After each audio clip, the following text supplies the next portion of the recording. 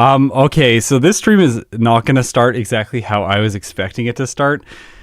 I have my in-laws are staying with us right now because they're getting their floors redone, but we have their cat, and their cat has to stay in the office with me because it can't mix with the other cats because it's only going to be here for like 2-3 days.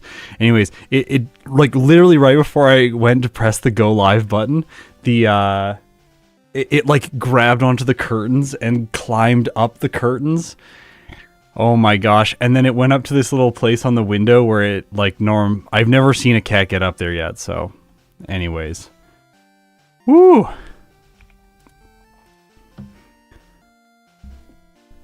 Today we're going to play Gastly in Pokemon Red.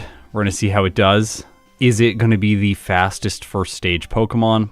I personally don't think so, but it wouldn't be weird if you thought that it would be the best first stage Pokemon. The Ghost type in Generation 1 is pretty good. Gastly also has good stats. 30 HP, 35 attack, and 30 defense. Those aren't the good ones. 80 speed, giving it a 15.63% chance to crit, and 100 special. In terms of move pool, Lick, Confuse Ray, and Nightshade to start things off. Then Hypnosis at level 27 and Dream Eater at 35, but I don't think we're going to be using Dream Eater. Having to rely on Hypnosis for Psychic type damage is just not great. Then through TM and HM we have a really limited set, but it does come with good moves. Mega Drain, Thunderbolt, and Psychic. Outside of that, we're probably not going to use anything else. I think some people have already predicted what the final set is going to be in the chat. It's looking like Nightshade, Thunderbolt, Psychic, and Hypnosis. Nightshade just to deal with Pokemon like Alakazam and Exeggutor if Thunderbolt isn't doing enough damage. If Thunderbolt is doing enough damage, then we can run Mega Drain to one-shot things like the Rhydon. We will see as we get further into this. Okay. I'm ready to get this one going.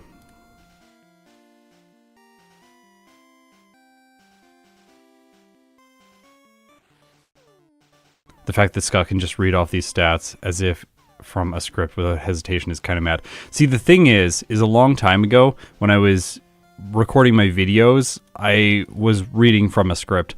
And then eventually I realized, what if I just try a video and I don't have a script? I tried that and no one noticed. Everyone, I think, just thought it was a scripted video. Like, if you go back through my catalog of videos, you probably won't know where I stopped scripting stuff if you go back and look. So then I just started working on doing all of the voiceover ad lib every time and just trying to make it as like polished and comprehensive as possible. And now that I'm streaming more, my ad lib delivery I think has improved again to another level. Just keep Lick for physical damage against Alakazam. That is funny. That is so funny. Okay, I'm going to end the poll.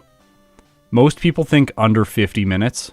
60% of people, that is a majority, think under 50 minutes. 26% think under 45 minutes. And then the minority of people think greater than 55 minutes or just under 55 minutes. If we're going off of my yellow results, in yellow version I got a time of 47 minutes. This is my final ranked playthrough with Gastly, 47 minutes and 28 seconds.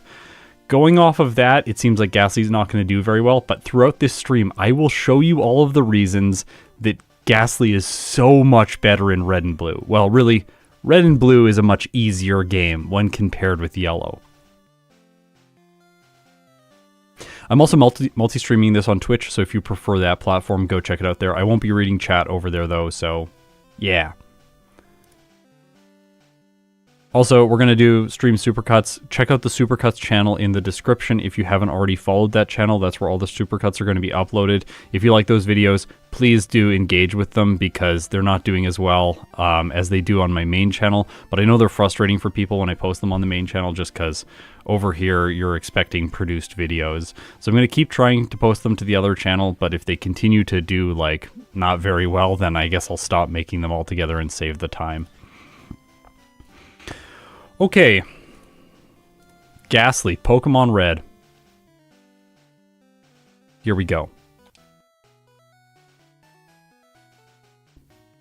Today we're running the gray colors from Pokemon Tower in combination with a custom pinkish purple that comes from the Sugimori watercolor art with Gastly. I think it looks pretty good. I don't think it's as good as Rattata's coloring with the purple, but I do think it's pretty good. I think, yeah. So we want him to choose Squirtle because then we don't have to go up against, or then we do have to go against Blastoise and not Gyarados. We will obviously one-shot Gyarados with Thunderbolt because we have a really good special stat.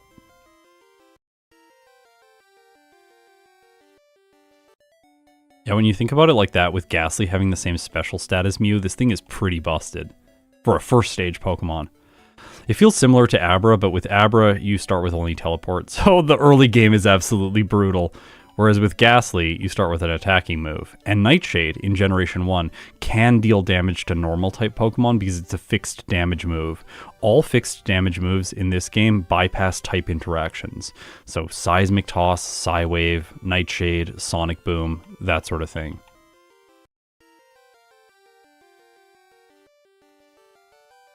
I love that you get to skip the tutorial guy. You don't get to do that in Pokemon Yellow. That's one way that Red is easier. Or I should say faster. I picked up the antidote just because it's in my way.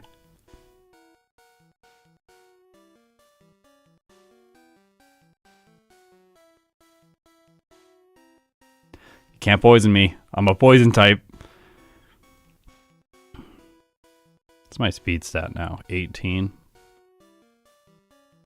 I think we can fight Brock right away on minimum battles. I don't think there's any reason not to do that. He doesn't have any moves that can damage Gastly except Bide. We could get unlucky and lose to a Bide, so I'll save. Because we're not faster than the Onix. So we won't be able to predict when it's using it. Okay, here we go. Brock. Geodude. Nightshade looks like it's going to be a 5 hit. And then it's telling me that Onix is going to be a 4 hit, but it does outspeed. Okay, Bide first turn. I think we could die. Unless we can break its combo using Confuse Ray. Because if it hits itself, it will not unleash energy. Okay, that's how you get a reset. Bide right away. Yeah, I've done an Abra run in Pokemon Yellow, but not in Pokemon Red. We'll do that one later this year. Okay, stop. There, when it hits itself, it breaks Bide's combo, and then it has to reestablish Bide, so then we win. So Confuse Ray has that niche use against Brock. But overall, still a really good Brock split. This was like 2 minutes and 50 seconds. It's outstanding. Now I'm going to heal here. This seems like a little time waste of about 5 seconds. But for Gastly, I think it's best. Because we need to use Nightshade to knock out most Pokemon. And Nightshade only has 15 PP, which is not ideal for the early game. Like, we might even want to use, like, Lick here. It's slower, but we save one Nightshade. I don't know. Okay, that Lick was pretty good, because we KO'd after.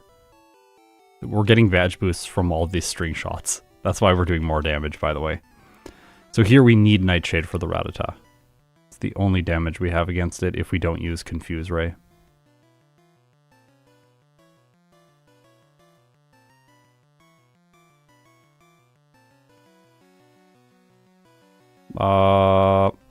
I'm gonna go back and heal.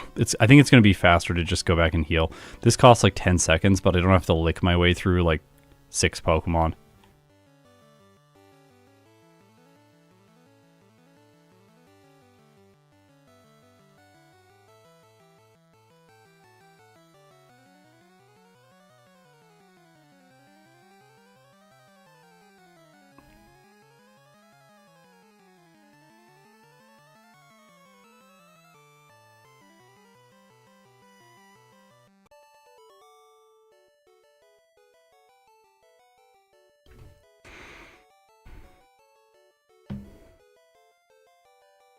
Okay, level 15.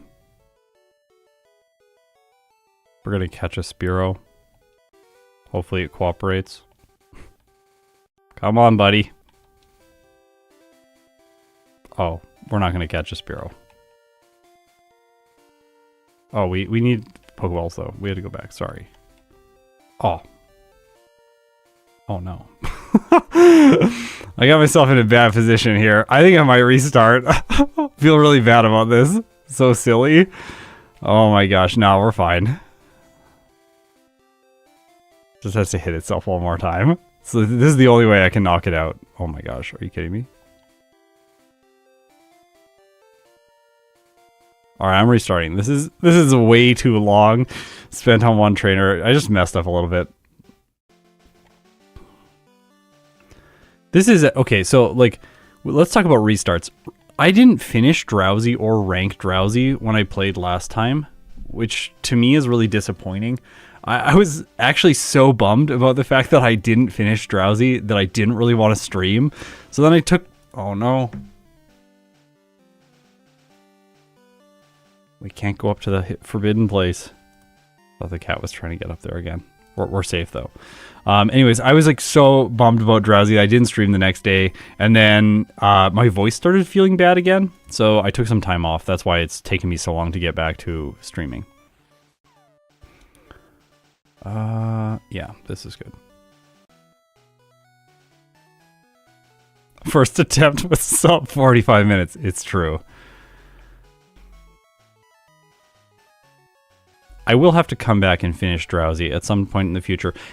Maybe if this stream goes well and we get like a good time, I might just do Drowsy on this stream, or I'll do Drowsy on the next stream, which is planned to be Poliwag.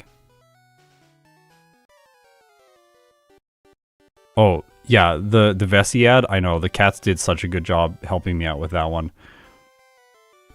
I could not get footage with them not in all of the shots, so then I was just like, well, they're just going to be in every shot, it's fine.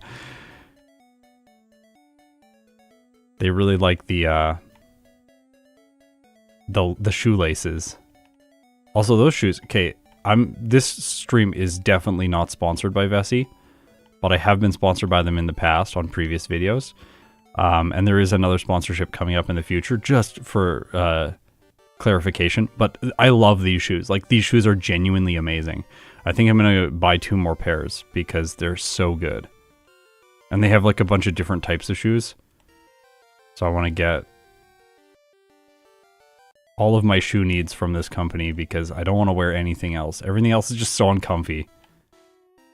And comfort is really important. It's actually, I think, faster to skip the antidote. The text time that it takes to print that, than the fact that you have it in your bag is just not worth it. It took 9 turns to knock out Brock's Pokemon, so I don't actually need to heal after knocking out this Weedle, because I have 10 uses of Nightshade. So I can heal after Brock and skip 1 pewter heal. That's a small thing that you learn from doing first attempt. This is why normally I don't restart with first attempts. It also might be advantageous to just confuse Ray turn 1 against the Onix, so that it's already confused if it goes for Bide. But I'm just gonna chance things. Play risky. Let's go! Yeah! Easy!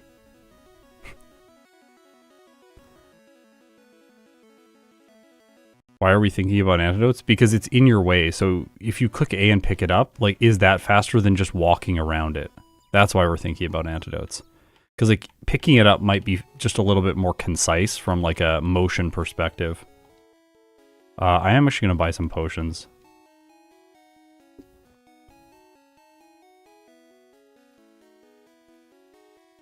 Yeah, 215 Brock. This is, like, impossible in yellow version to get a 215 Brock, by the way. Because you have to do the catching tutorial, whereas in this game you don't. And then number 1, the encounters are turned off for this run for me, but in most cases, there will be more encounters in yellow as well.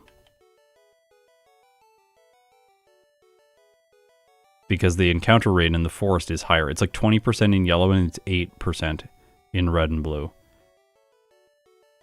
And in red and blue, there are some tiles that do not generate encounters.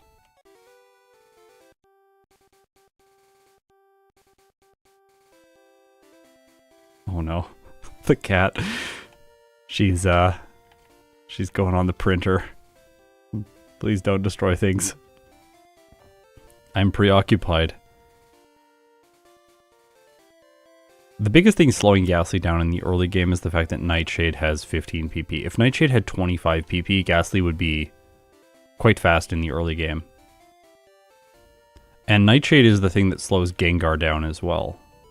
You notice it more with Gengar because Gengar is a great, like, and a really excellent Pokemon. Of course, Gastly for a first stage Pokemon. I think it's second best. That's my prediction, but we'll see after I do Poliwag. Poliwag is going to be tomorrow. Provided nothing happens. Okay, there we go. Back to where we were to catch the Spearow. We can actually weaken it with Nightshade because it won't get KO'd. That's nice. So, more consistent Spearow than some of the other Pokemon that I've run up until now, where you just have to YOLO ball.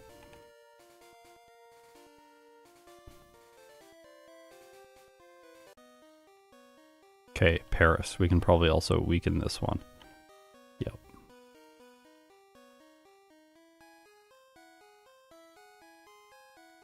We're going to continue on minimum battles.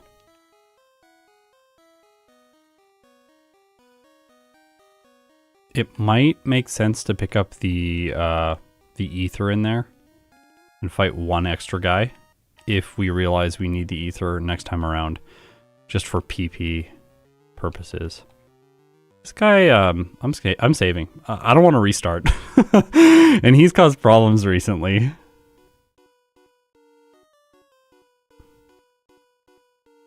Yeah, Supersonic is just frustrating. No problems today.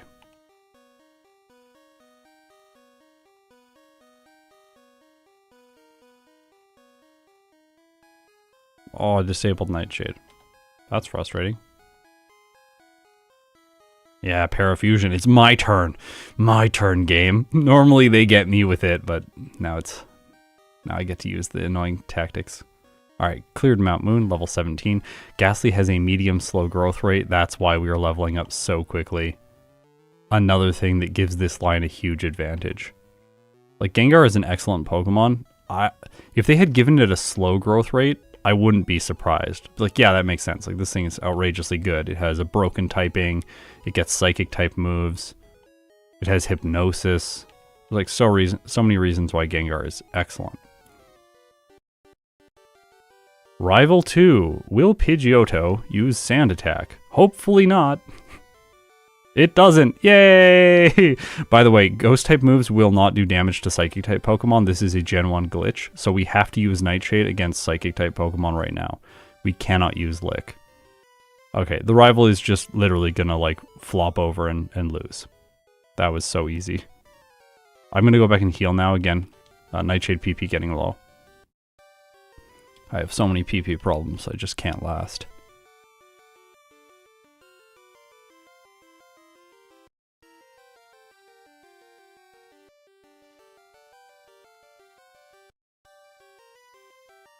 Sorry also, I missed an upload on Monday. I'm trying to do 2 uploads per week right now. I missed an upload on Monday. Unfortunately, there was some circumstances behind the scenes that prevented me from releasing, because we had stuff prepared, but we weren't able to release it for, like, review purposes and stuff like that. Anyways, like sponsorship stuff, basically. There was a whole bunch of, like, scheduling conflicts and things like this. And then I was just unable to release. So we missed one, but we'll be, there's a Pidgey next, so I have to replenish Nightshade PP again. This weekend on Saturday, we're going to do Ponyta in Pokemon Yellow. And then we're going to do Growlithe the week after.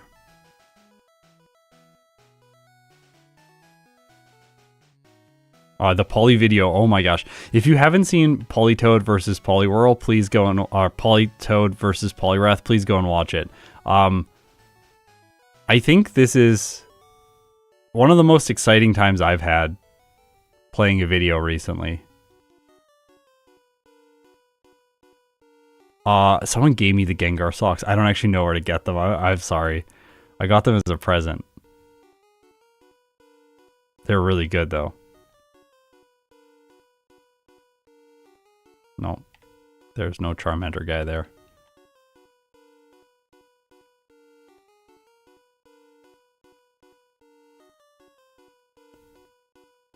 Yeah, that's we filmed that dual screen moment at the end of that video in a different way. We've never filmed something like that before.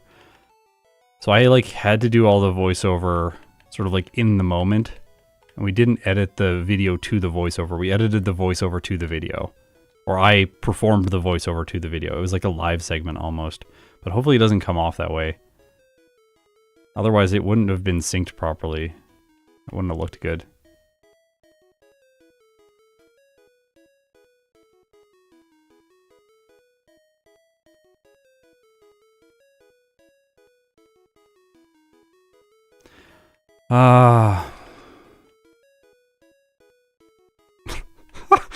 I only have 2 PP. What, is it enough to knock out the Pidgey?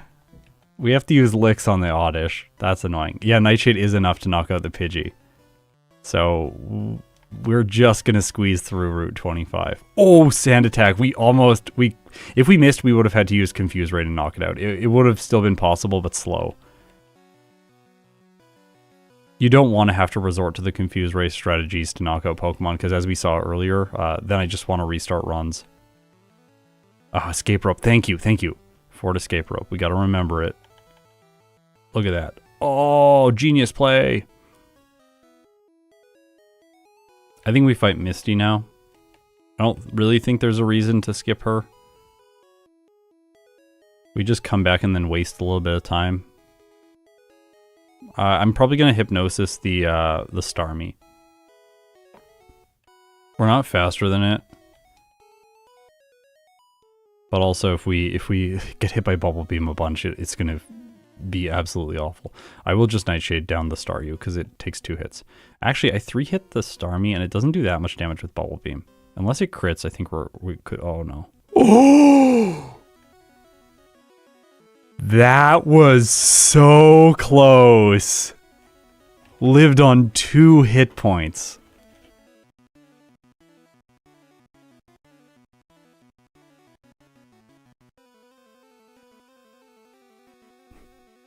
Yeah, I obviously planned that. I knew that was going to happen. I'm that good of a player. Easy peasy. Gotta use Nightshade against Psychic-type Pokemon. Lick is not super effective in Gen 1. I'm going to go back and heal. I'm here now, and like I can do the heal now, and then I have an Ether for later that'll hopefully get me through all of the SSN. And there's an extra Ether that's free to pick up in the SSN. You just have to like move a little bit to the right where you normally don't walk. If I can skip it, I would like to, but if I have to go and get it, then I have to go and get it. She could be really annoying, Sandy, because her Pidgeys like to Sand Attack, and I have to 2-shot all of them with Nightshade. So each one will have 1 chance to use Sand Attack, and they are failing. Yeah! Alright, that was easy. Just a lot of quick attacks. If this was Gen 2, they would spam only Sand Attack, by the way. Because they know that the normal moves don't do damage. Okay, so we got through here with 5 PP left over on Nightshade. So I can use the Ether now to max out. Back at 15.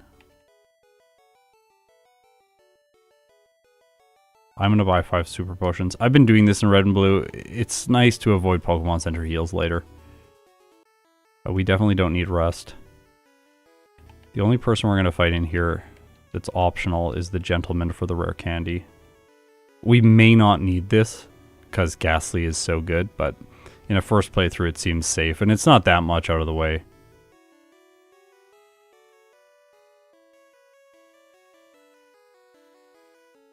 Okay, 11 PP. Hopefully that's enough for the rival. He's got a decent number of normal types and 1 psychic type. Just hopefully no Sand Attacks. No Sand Attacks. Okay, good. Raticate. Go to Pokemon Tower, Raticate. Alright, Kadabra. 2 hit. And we're going to 3 hit the Wartortle. We have enough PP. Simple.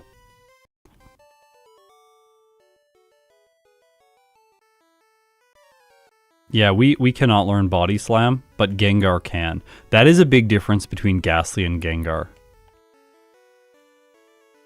Because Body Slam really helps, but we don't get it. I am going to go get the Ether. It's in the 3rd room over here. That way I'm just going to have a slightly easier time against Surge. I don't want to have to lick Surge, like, gross.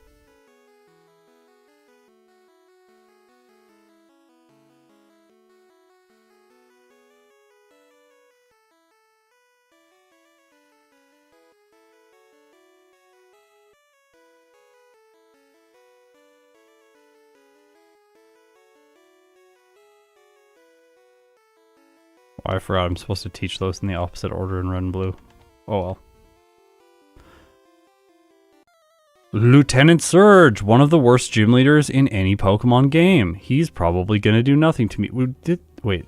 Okay, so we learned Hypnosis here. Sonic Boom just missed. Then we get paralyzed by the Pikachu. That's kind of annoying. But we have such outrageous special that the Thunderbolts and Thundershocks aren't actually doing that much damage. Also X speed. Love the X speed when I'm paralyzed. Bye-bye, Surge. You're bad. Now we get Thunderbolt. That's really nice.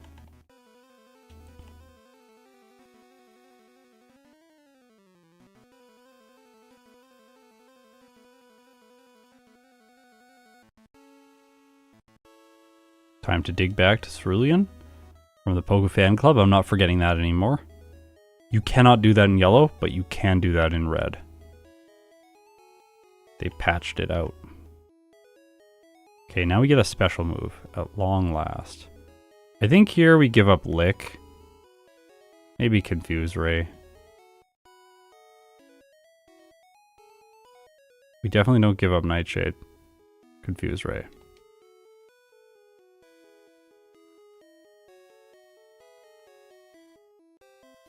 Playing a little bit slow there.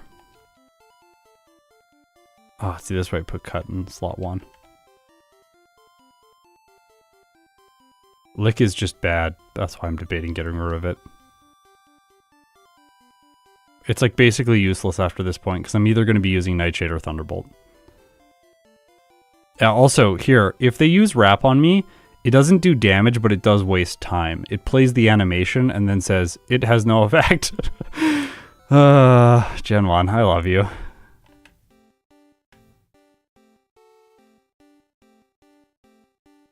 Yeah, and then we're gonna get Psychic once we're through the cave and delete Lick anyway.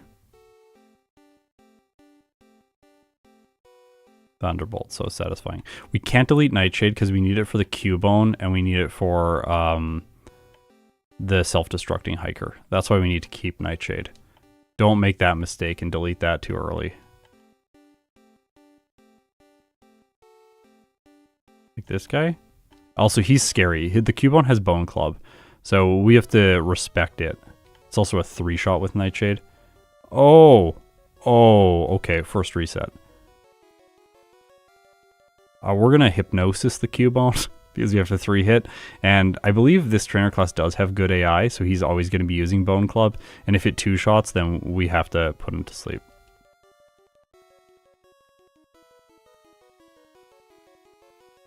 Resetting, by the way, removes your repel, so I'm going to run into some wild Pokemon here, which is just annoying. No way around that now. I should have bought 4. It says 1 blackout.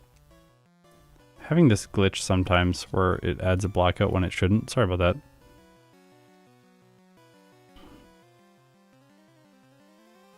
Still got to rely on Nightshade for these grass types. Oh, the Stun Spore. Do I have a healing item for that? I don't think I do. That's really annoying. I have a 4-star. Okay.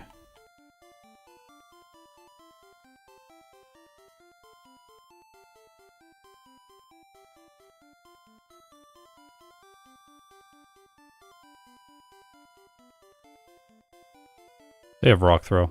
I don't think they're going to get me, though. Sometimes they just self-destruct and do nothing, which would be ideal.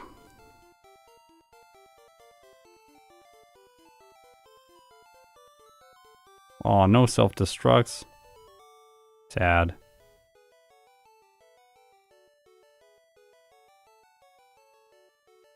Oh, I'm going to make it through. I did a little bit of extra walking with the repel early on, and then I'm going to make it through now. Sunspore. I guess we'll heal in Lavender Town. I don't like to do that, but maybe we'll get that.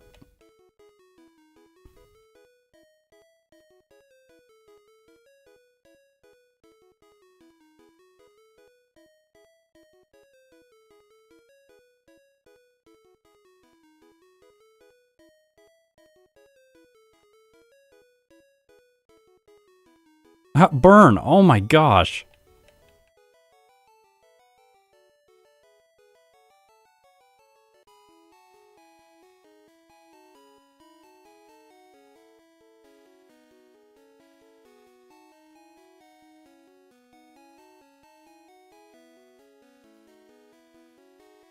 Alright. Do we need... I am going to get the... I think I am going to go into Rocket Hideout. I'm not sure if I need to. I'm just going to collect the rare candy, but also the PP up, which will help with Psychic and Thunderbolt.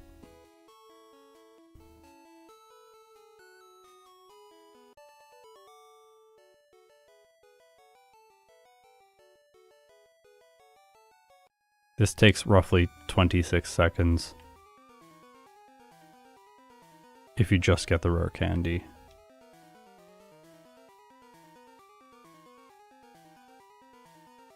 You also get a little bit of experience.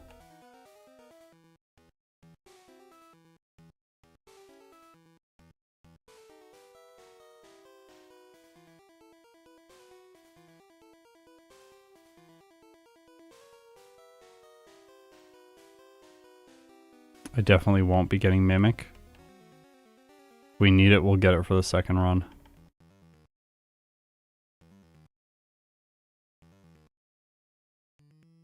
Two calcium to improve my special stat.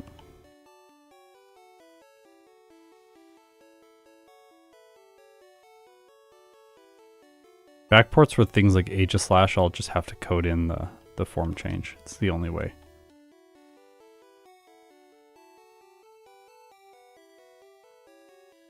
Yeah, don't need Mimic if you have Hypnosis, exactly.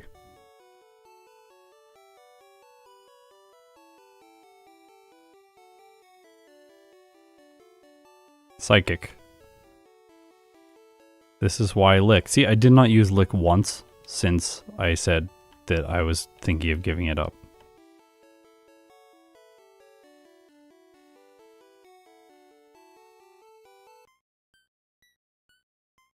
Agatha is not going to be a hurdle at all because we have Psychic and good special stat.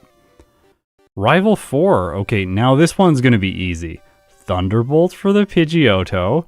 We're going to reorder our moves here. Then Psychic for the Growlithe.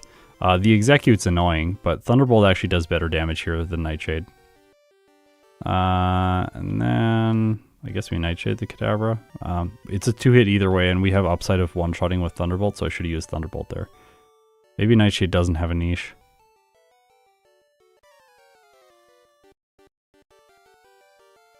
The thing is, though, even if we had removed Lick, we still wouldn't have used Confuse Ray, so it actually doesn't matter in the end. Now, this is a mistake I made when I originally played Gengar a long time ago in Pokemon Yellow. I did Gengar versus Alakazam and played absolutely terribly in that video.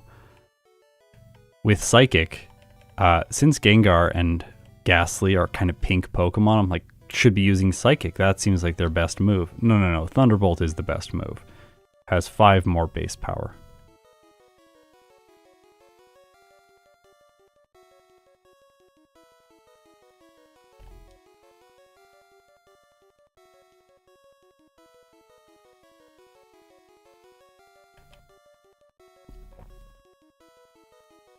I have not redone Alakazam, no. We'll be redoing Alakazam this year. For Yellow.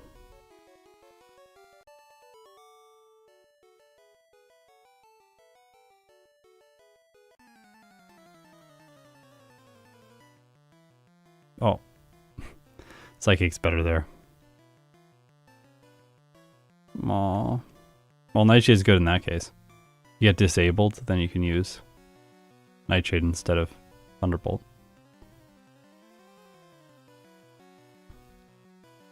Go Psychic Gastly would probably be really good. Nelson, this is the best video ever? Good, I'm glad you're enjoying.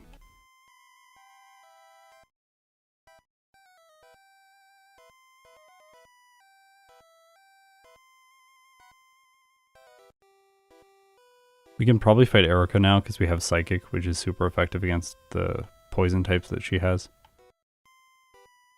We could have probably fought her earlier because Gastly is so strong.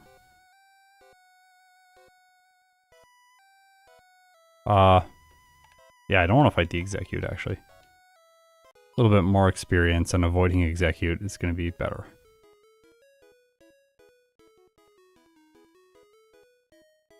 In general, you don't need as much experience as you do in Yellow, because the game is There isn't like a wonky level curve in the middle where all the leaders get really strong.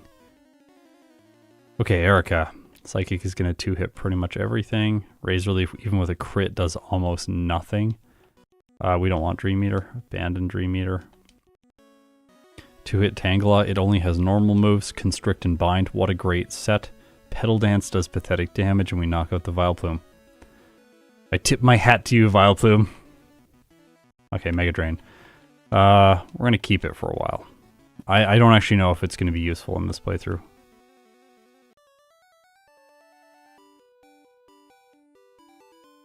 Valentine's Day going to have a special run? No, not this year.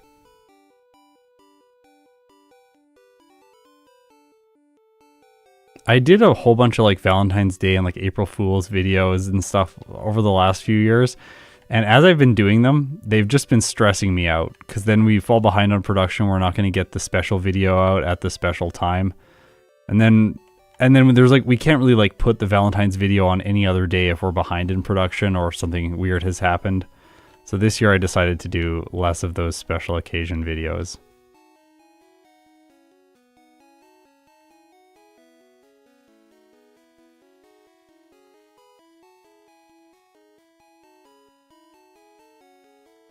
Gastly has so much speed. We don't need to pick up the Carbos.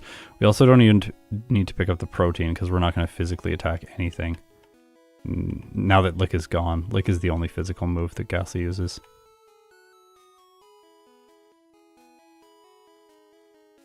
And we have medium slow growth rate, so we're able to avoid most wild encounters. There are some level 36 Pokemon that could get us here, even if we use a Repel, but... Oh yeah, don't do that. This is not yellow. I think we'll fight Koga now, because we have Psychic.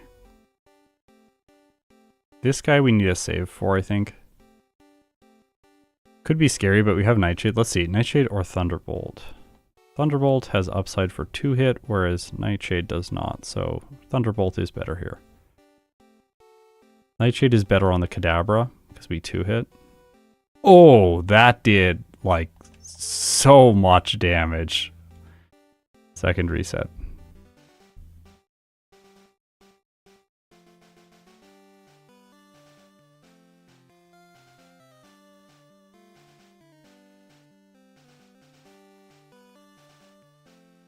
Come on, Kadabra, don't ruin my day. Alright.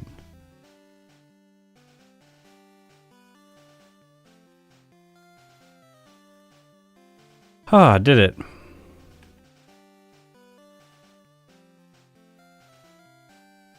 Small delay there.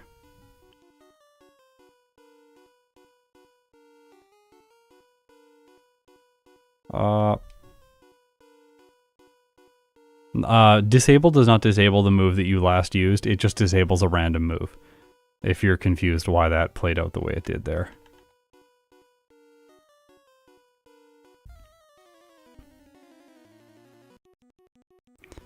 Okay, Koga. As Ike was saying, even if we didn't have Psychic, we resist a bunch of his moves and we are immune to self-destruct, so... Yeah, he's pathetic. So simple.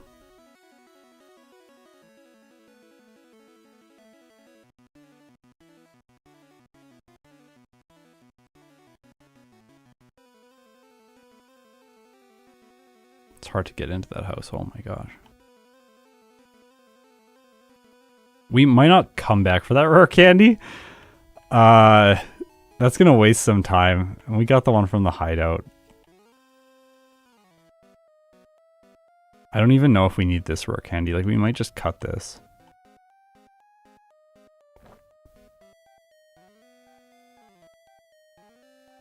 Alright.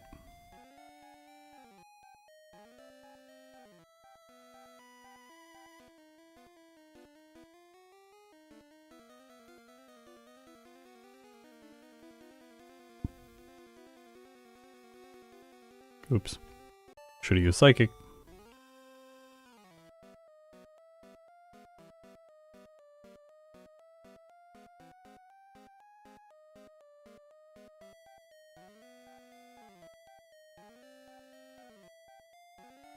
Do we candy now? I don't know if we candy now. I don't know what the Alakazam speed is. I don't have it memorized.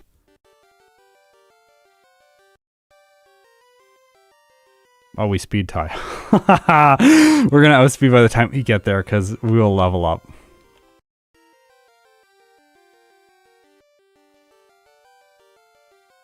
I don't want to get hit by Leech Seed.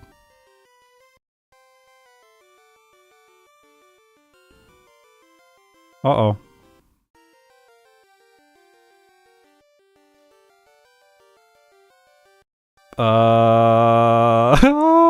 Gastly's so good. Look at this. I'm gonna remember Lapras. Look at this. I'm improving. Getting better. Day by day. Hour by hour. Scott pushes to reach his full form. Having beat all Gen 1 games with every species. This is my goal. Oh my gosh. No! Drop in specials concerning. Yep. When did I save? I saved before this guy. I was smart.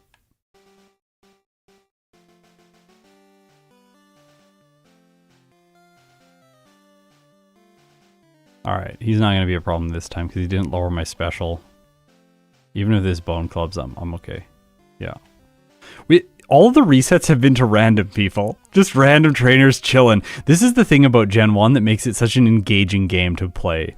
There's just occasional people that are like hanging out on a route that will cause problems for some Pokemon. Whereas in like Fire Red, none of those people are ever problematic. Okay, so one of my theories was like, maybe Mega Drain will be useful for Pokemon like that. Apparently no, because Psychic is just outrageously good anyway.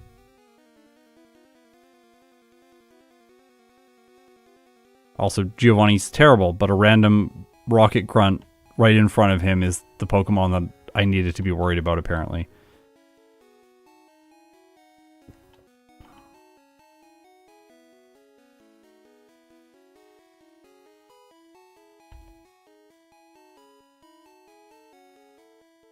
Let's go. We're gonna skip Psych. Yeah, Mega Drain's only useful when 4 times damage, yeah. It's the only case. But luckily, the champion's Rhydon doesn't even have any moves that can attack us, because it only has normal type moves, which is hilarious.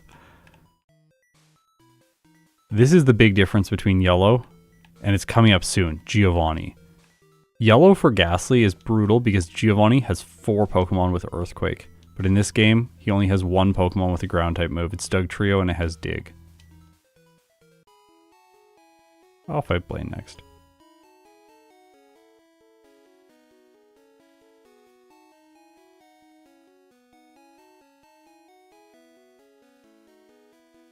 Well, the Nidoqueen and the Nidoking can use Poison Sting against me, so they definitely can touch Gastly, but they can't KO me.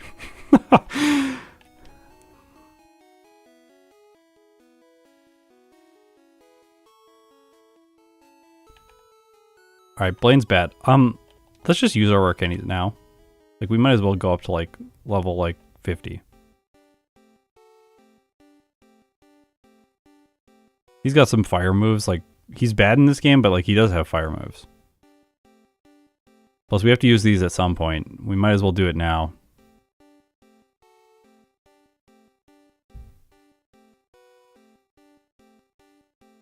Okay. Here we go, Blaine. I'm actually glad I used those. We don't have great damage ranges here. It's going to be a 2-hit on everything. Having a higher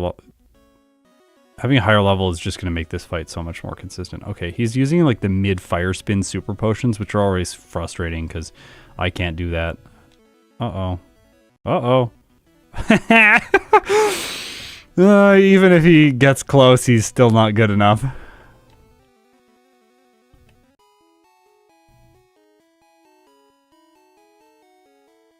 Alright, now we have to fight Sabrina, the Psychic-type specialist, which is super effective against Gastly. I love the game design, Game Freak. Well done. Okay, Sabrina.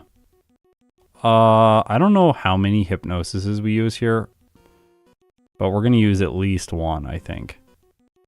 Alright, we're going to use 1 on the Alakazam, because we will get 1 shot. And we're going to have to multi-turn it. We'll take 3 turns with Nightshade or with Thunderbolt. Okay. Done. Not bad.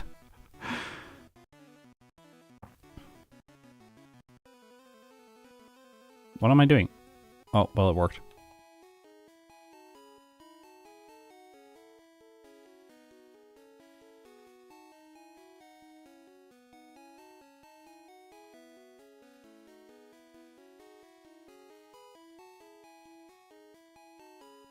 Weird that Psychic worked on the Dark-type Pokemon Venomoth. I know, right? That's so strange.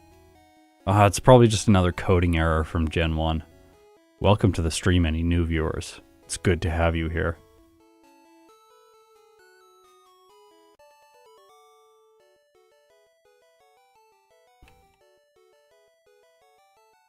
Alright, time for the worst gym leader in all of Kanto. Giovanni himself. Check out these movesets. They are so bad. Alright, the Dugtrio is actually going to be a 2-hit. I'm going to Hypnosis so that it doesn't dig.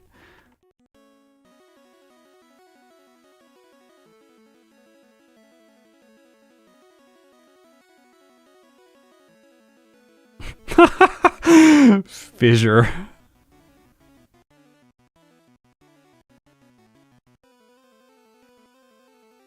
Yeah, I say it before him though because the Dugtrio could get me. It has decent special. So if it survived and used Dig and then got a critical hit because it has really good speed, then it would KO me and I don't want to go back and do all that stuff again.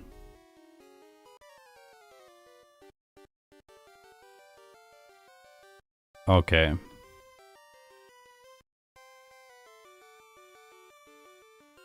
Rival. One-shot Pidgeot, one-shot Rhydon, one-shot Growlithe. That was a 69% chance, by the way.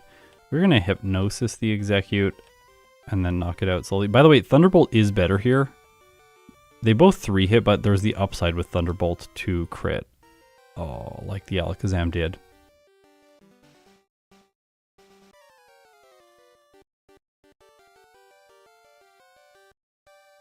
The Alakazam is faster by 4 points. How much once I level up? 2 points. Cool.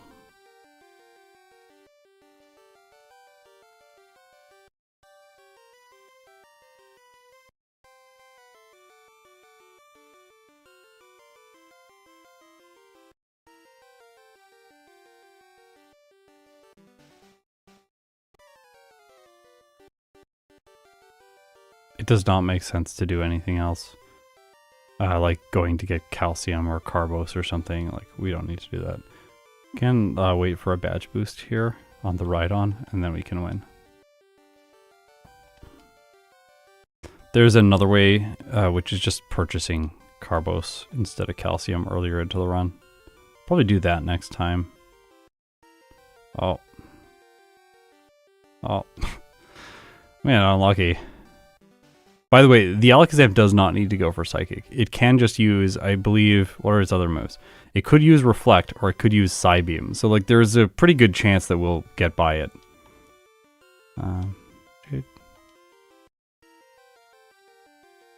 Come on.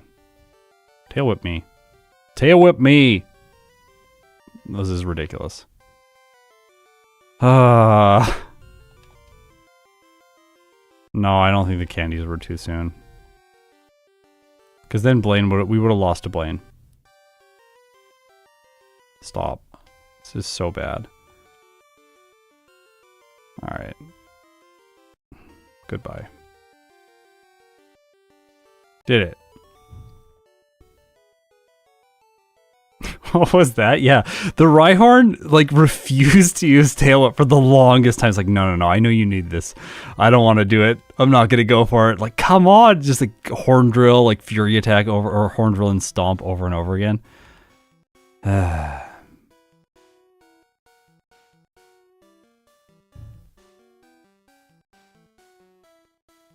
I could have got the strength candy, which would have probably given me the outspeed on the Alakazam. I do think the solution is just going to be buying 2 Carbos instead of Calcium earlier into the playthrough.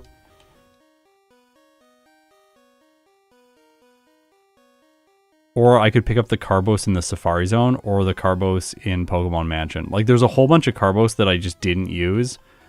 Adding those into the route will be more concise and I think just like, or more efficient than...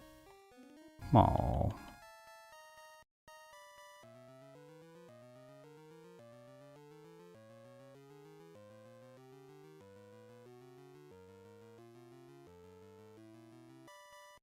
Also, this Pokemon's going to be so easy to optimize. It's like so straightforward.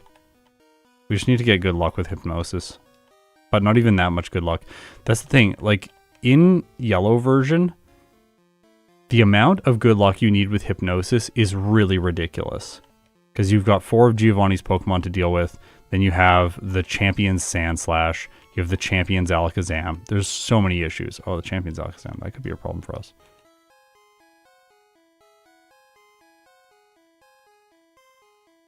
But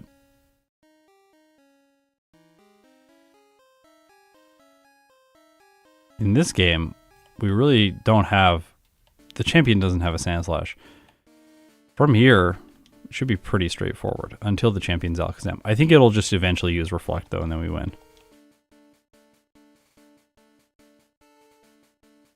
Do I have... Oh, cool. I can use that.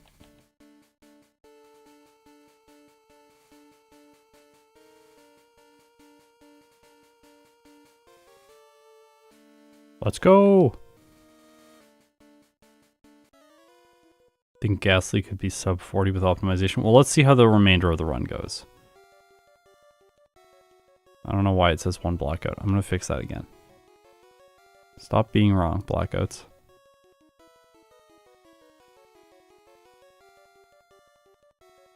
Yeah, sub 40 is really hard to get with most Pokemon.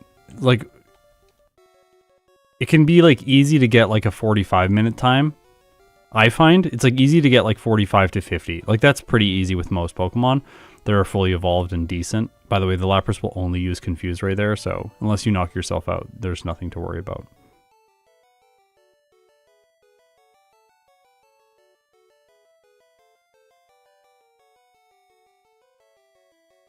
You don't need to save here. Why would you save? That's just silly.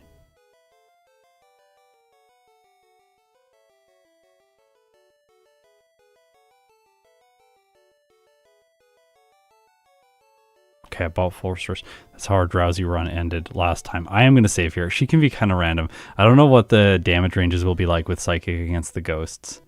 And, not great. Got it. Not great. Also, I'm not going to one-shot the Golbat with Thunderbolt. Everything here is a 2-hit. She's just using Super Potions, though.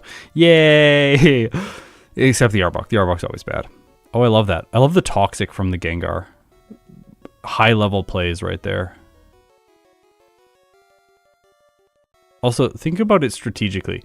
Why does Agatha's final Gengar have Toxic? I know why. It's because it's like a signature move or whatever. But, like, why does the final Gengar have it? Shouldn't the first Gengar have it so that she poisons you early on and then there's lots of time for it to, like, take its effects? No, that doesn't make sense. This is going to be free. They're going to spam Agility a lot. Also, the Aerodactyl can't damage us except for Supersonic. So, the scariest Pokemon in this entire fight is the Gyarados with Hydro Pump. After that, we just win. I instinctually saved.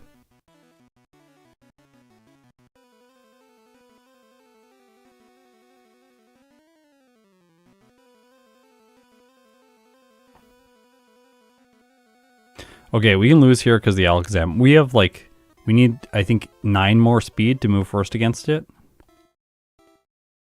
Sky Attack me. No, not Wing Attack. Sky Attack. We want him to Sky Attack. Uh-oh. Gonna lose. Okay, critical hit. Well, we definitely lose if he crits.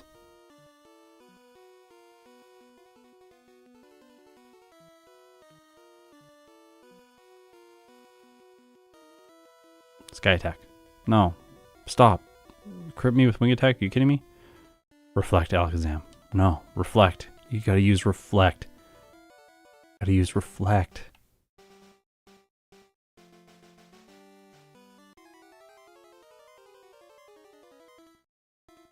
Sky attack. Okay, crit. That's fine. Do we survive from full health? Reflect. There we go. Ta-da! Nightshade is actually slightly better against this Alakazam. Only a 43% chance to 2-hit. Or to 3-hit, sorry, with Thunderbolt. What does this have? Does it have Ember? Yeah, it has Ember.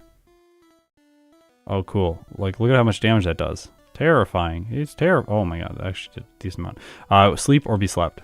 We have to do it here. Because it can't do anything to us except waste our time. So we're just going to put it to sleep so that it doesn't constantly hypnosis us. Stop. I hate this thing. I hate this thing. This is my least favorite Pokemon. I hate you, Executor. I hate you. Oh my gosh. Get out of here. Now, the Blastoise has Hydro Pump. Does that KO us? Does that KO us? What if it withdraws? It withdraws. Okay. First playthrough time, 45 minutes and 19 seconds. 8 resets. 710 bonks at level 60.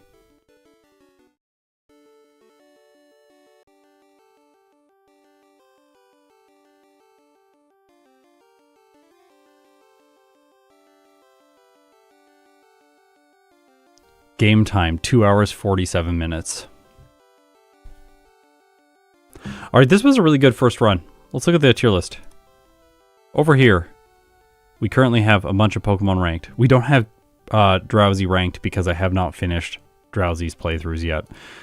If I go in here into the tier list and I change it to first runs, you can see that I have a first run with Drowsy, but I do not have a second run with Drowsy yet. Drowsy so far has been the best Pokemon to do a first playthrough with. It had a time of 1 hour, 9 minutes, and 5 seconds. Rattata's first playthrough time was 1 hour, 14 minutes, and 18 seconds. Gastly just blew both of these Pokemon completely out of the water. Now, I don't think I did a very good first playthrough with Drowsy. I was playing terribly that day. Rattata is quite a good first stage Pokemon for solo challenges. When it came back and did a follow-up attempt, it got a time of 1 hour and 40 seconds. So Gastly is 15 minutes faster than Rattata's best playthrough at this point. And it's like 18 minutes faster than Mankey's. So Gastly's really good. And we all knew it was going to be good. Come on. Like, this thing is absolutely incredible. Like all of you. Thanks for watching, by the way. Okay, Red, Gastly, 45 minutes and 19 seconds. Let us go and do some optimization to figure some of these things out. I think... Where's the bonks tier list? Yeah, I know.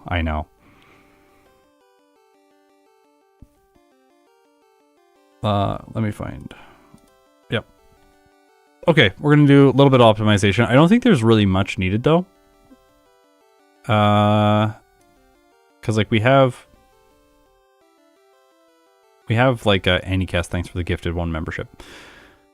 We have good damage ranges here against the rival on Route 22. We just don't have enough speed. Now, like I said, there's the Carbos.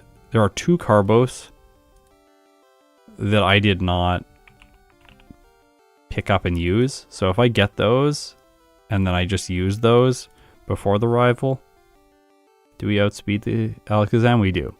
So if I use 2 Carbos earlier in the run, we outspeed the Alakazam. And then against the champion, we are not faster than it. We have 151 speed. So we'll go back to purchasing these calcium and we'll convert the calcium to Carbos and we'll see if that gives us enough speed against the champion's Alakazam.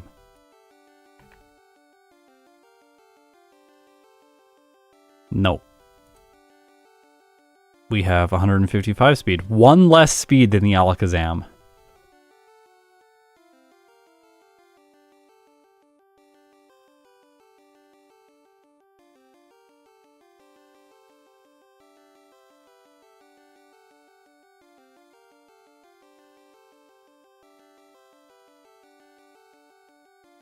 Yeah, you could also just get Warden Candy. Yeah, I think I should probably just get the Warden Candy and then level up one more time, and then I will outspeed the Alakazam. And then we just finish at level 60. We didn't do any optional training. Did I bump into any accidental trainers? I don't think so. So this is minimum battles plus rare candies. The trainers for rare candies. It's like minimum battles plus 2. 2, yeah.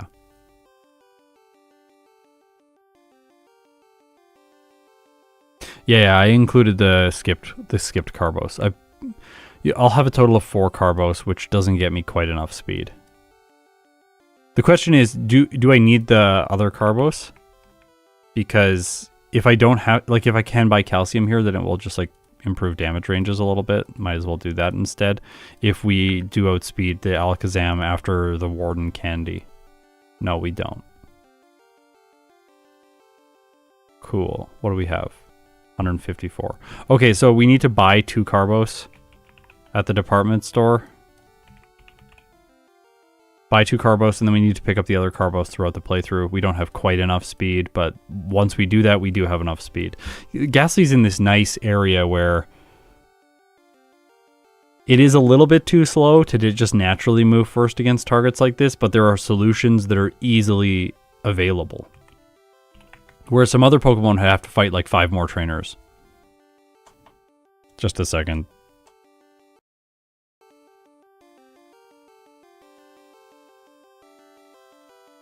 I had a monitor freeze. Hopefully I'm still there for all of you. This happens occasionally. I don't know why.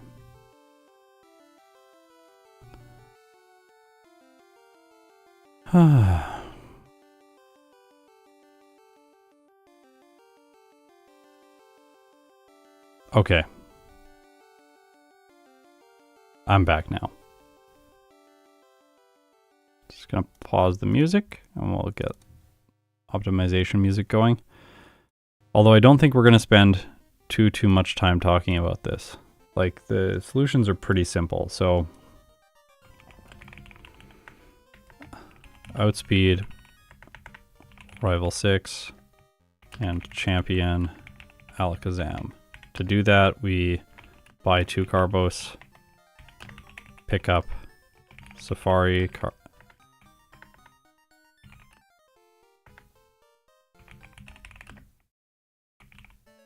Okay. Then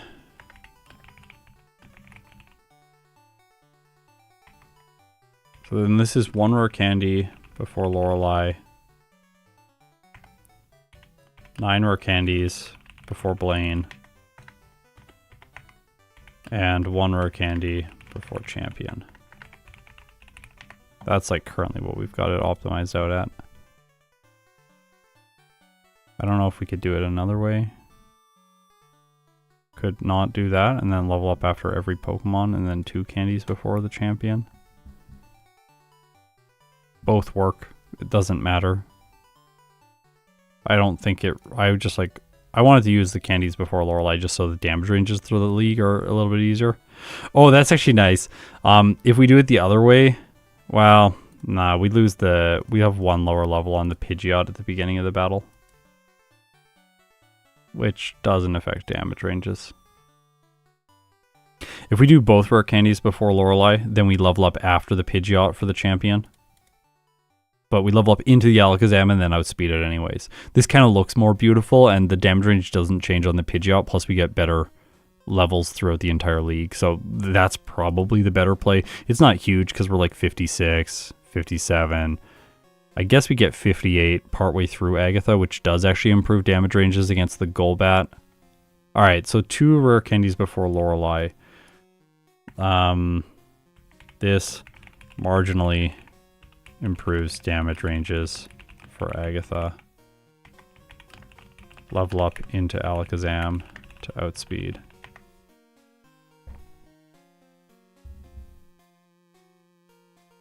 How efficient was the rare candy spot before Blaine?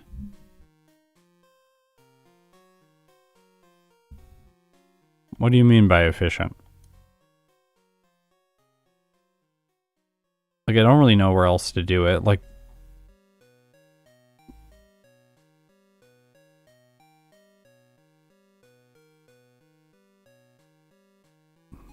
Oh, the left part is truncated?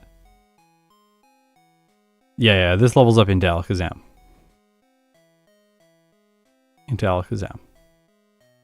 That's what I've been saying.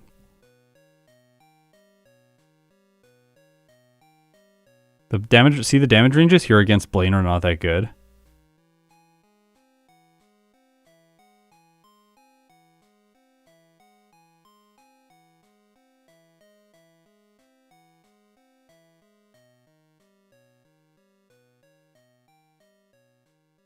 Like, where else would we put the candies? Then, like, why would that give us an advantage? Like, we could do them before the rival in Sylph, I guess.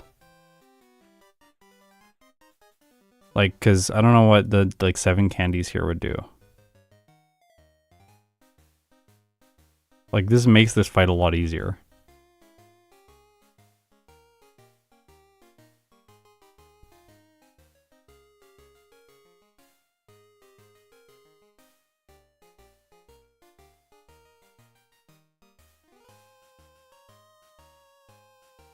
So 7 candies there. If we then remove these candies and we have 2 more candies, we do 2 more candies here, then we're 49, or 59, and we underspeed the Alakazam.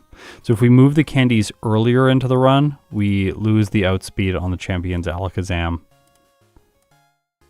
But if we do 9 candies on Blaine, then we still have the champion outspeed. If we move the candies later into the run and do less before Blaine, we don't gain an advantage. Because we might be 1 level higher for the champion, but we still have the outspeed on the Alakazam. That's like a trinary operator. It's either outspeed, speed tie, or underspeed. Once we have the outspeed, we don't need any more levels. So it doesn't make any sense to move the candies later into the run after Blaine.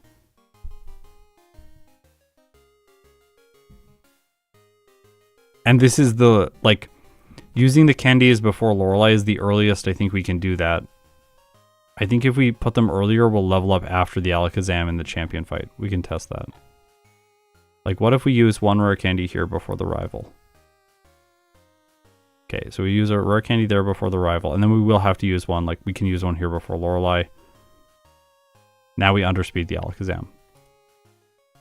So using 2 candies before Lorelei is the latest we can, or the earliest we can do that for a level advantage.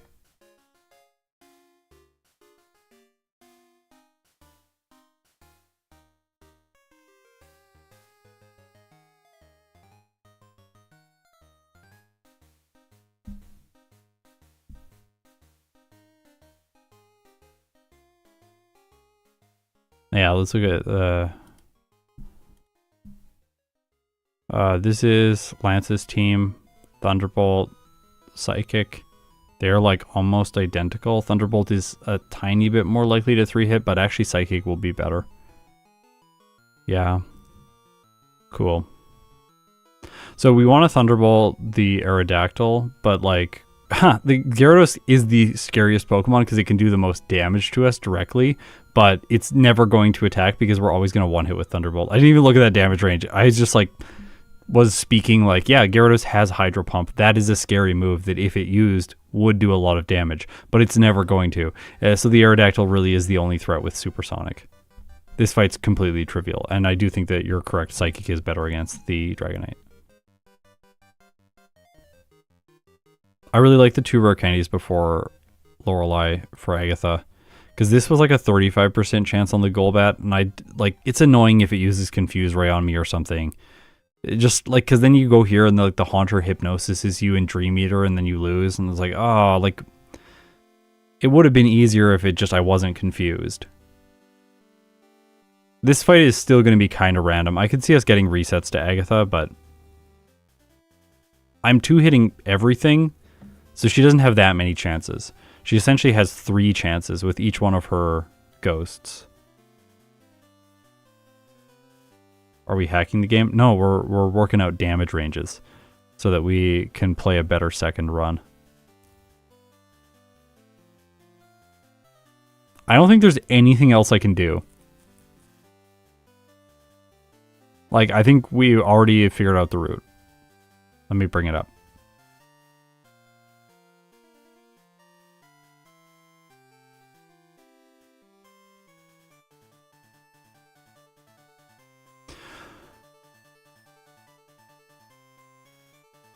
Okay, so the two main problems that we identified was Rival 6 and the Champion's Alakazam. The fact that we were underspeeding both of them was just kind of unacceptable, because then we had to wait till they go for Psybeam or Reflect. To solve this problem, we can simply buy 2 Carbos in the department store and then pick up the Carbos in the Safari Zone and the Mansion. These 4 vitamins, plus the Warden Rare Candy, will give me the level I need, 60 at the Champion, to be able to outspeed the Alakazam. And I level up after the Pidgeot there. To do that, I have to use 9 rare candies before Blaine, like I did previously, and then 2 rare candies before Lorelei, so that includes the Warden Candy. Doing it this way improves damage ranges marginally for Agatha because we're a slightly higher level, and we also level up into the Alakazam and then of course outspeed.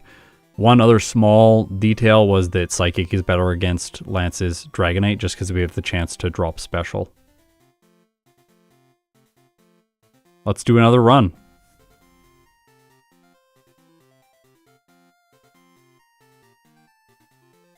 I forgot I was supposed to put this screen up when I was doing the summary, because then it's easier to video edit because we just look for this screen, then we know that that's the audio we need. The audio is right before this.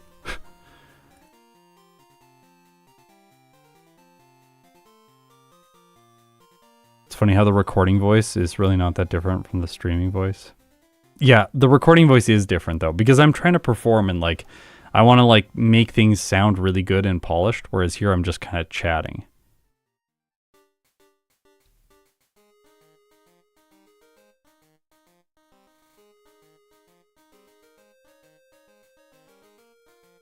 If you only needed 4 Carbos, skip Safari Carbos. Where's the other Carbos?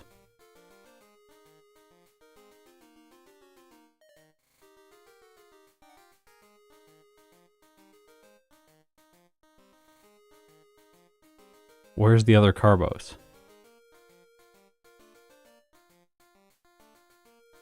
Oh yeah, you could get one in Sylph.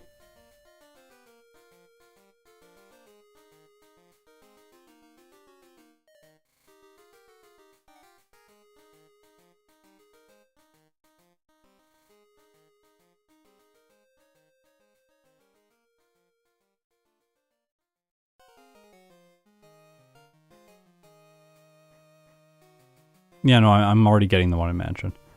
Safari, Mansion, and then 2 from the department store is what I'm currently doing.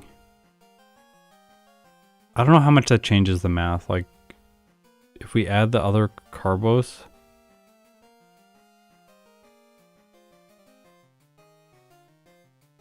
Like if we add... We add another Carbos...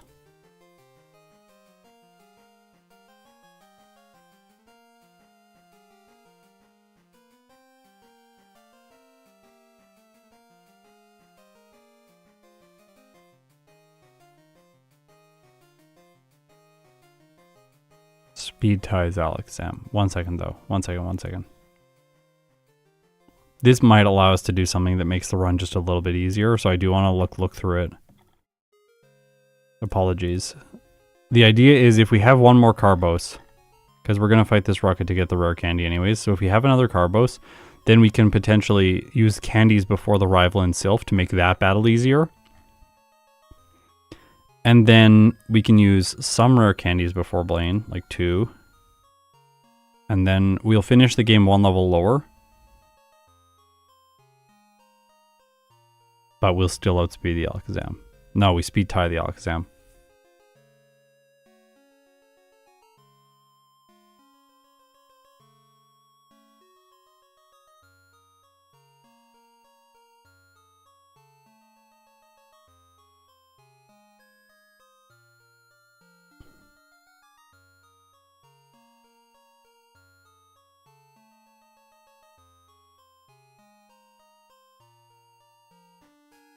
Speed tie Alakazam.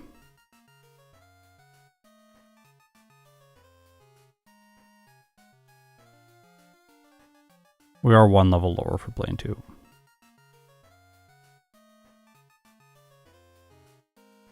Okay. Just a second.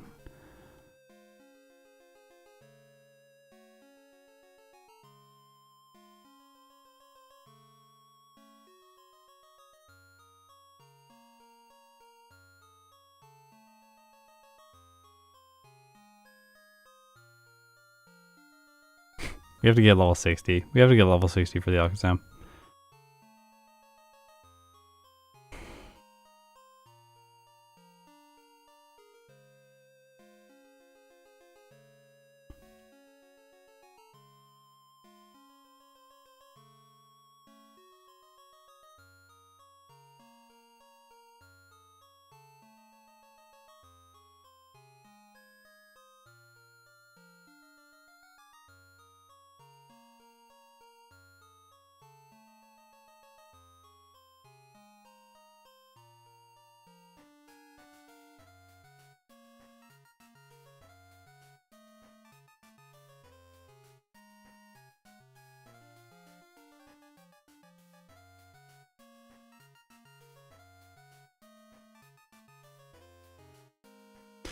Now, the extra Carbos does not allow us to move our candies earlier and still outspeed the Alakazam. Unfortunately.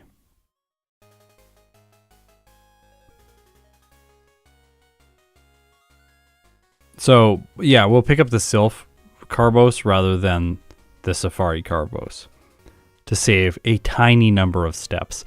This was... I wish this worked. I wish this had worked. Darn. Oops, sorry. Give me a second. I'm going to reset everything.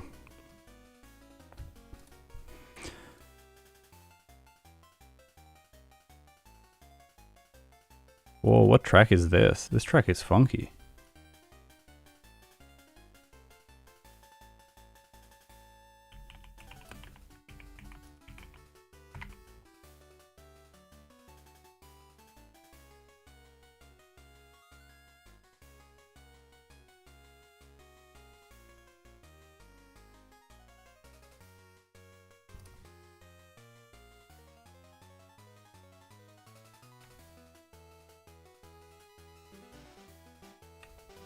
Uh-oh.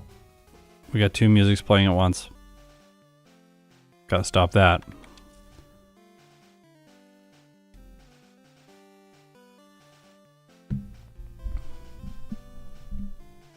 Okay, this felt really easy.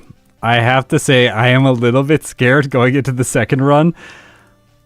I'm traumatized by the Drowsy playthrough. All of my Drowsy streams have not gone well. And it's another Hypnosis user. I think we should be fine.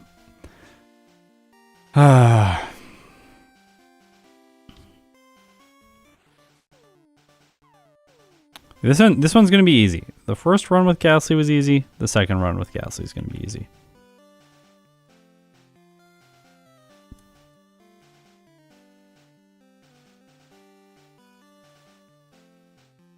Okay, here we go. Run number 2 with Gastly. Let's see what we can do. I think this thing is going to get an excellent time.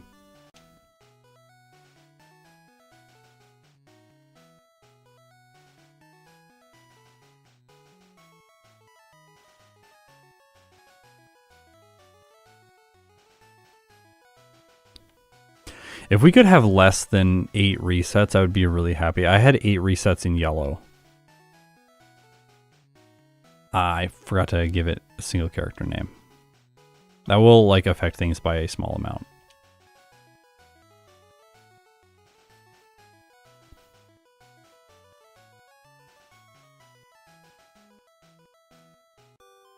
I don't think my prediction for it right now is that we're going to do like 43 minutes or 42 minutes.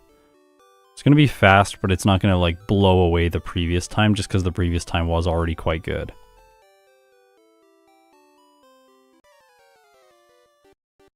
If we could do like 39.59, I would be so happy. That would be outstanding for our first stage Pokemon, but I don't think we're going to do it. We're already 1 second slower in the first split.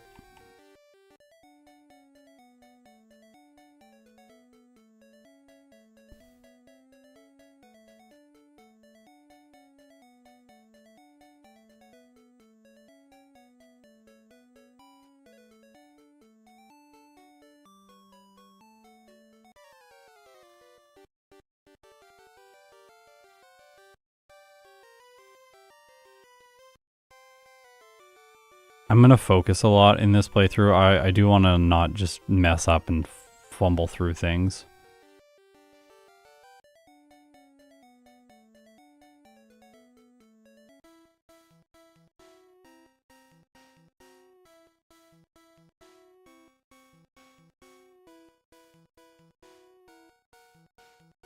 That's a pretty good movement there.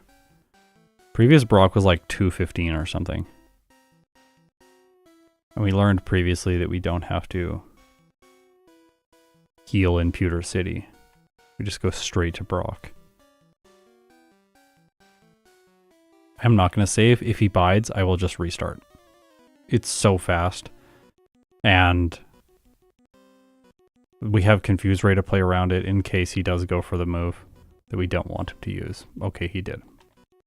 Darn. Okay, we broke it, so I think we win. We do. Good. 4 seconds faster. 210. What a good Brock split.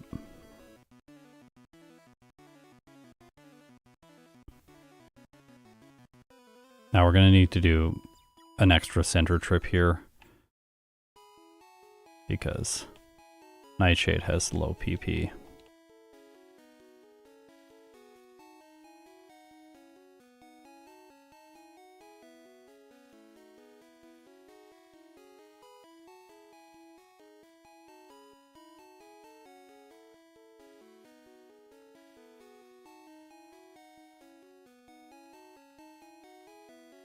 So we fight Youngster Ben, then we go back to the center.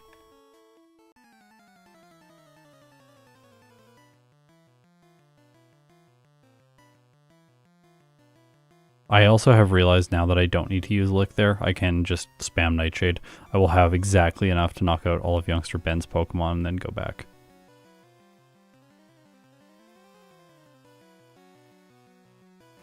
If this started with Confusion, just like Abra, it would be absolutely monstrous.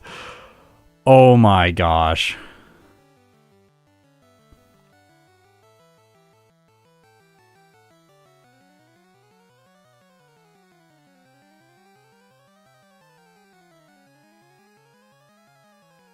I love this track. This track is so good.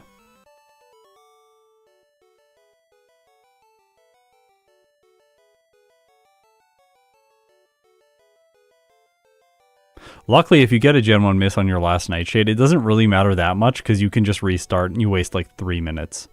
That's the advantage of a Pokemon like Gastly, where it's really good in the early game. When you restart, it's not that painful. But if you're like Drowsy and you have to train to level 17 for Hypnosis, and then you have a Gen 1 miss on Route 3 that causes a restart, that is really painful.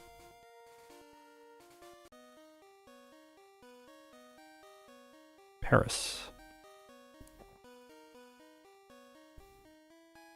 Oh, we're getting great catches here because Nightshade really helps for catching Pokemon.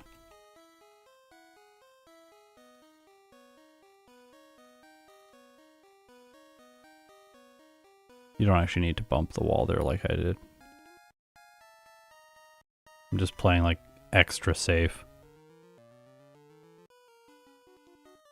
Not going to save for this guy this time. No need.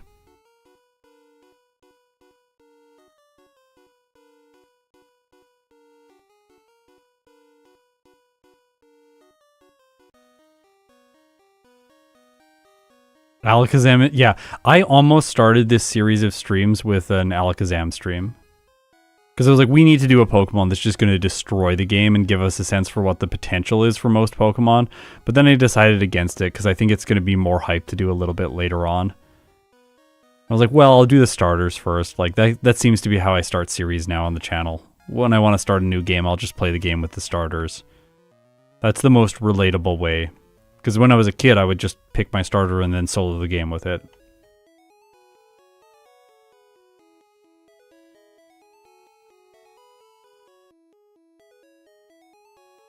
I'm going to save here in case I get sand attacked like 4 times right at the beginning and I want to take a quick reset.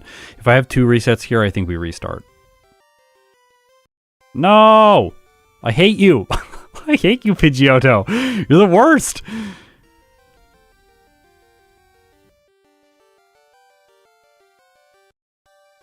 Oh, well. Hey!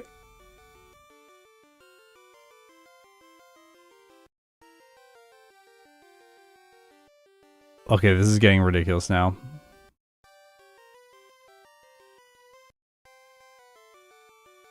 Could we paralyze? Yeah, we did it. Still 7 seconds faster. We dropped a lot of time there because the fight just took so long because of the 2 sand attacks and we missed so many moves. But his team is really not that good.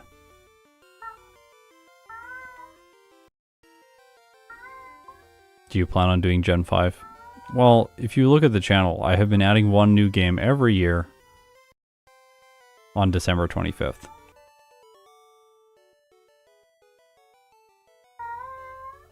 Churro is now crying at the door. He can't come in. We have the visitor cat here. Sorry, buddy. He's very sad.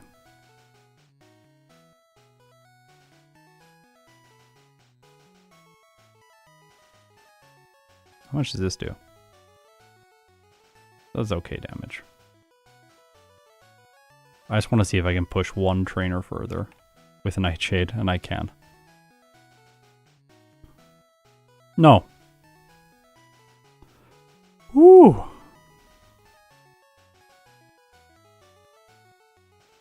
Probably not worth it, honestly. I should have just gone back and healed. It's okay. Both this route, Route 24 and Route 3, both require the backtrack to heal. I never thought about that before. Why isn't this like Route 4 or Route 5? It's very strange. Maybe they added this later to the game or something. I don't know. It's just strange, the numbering convention.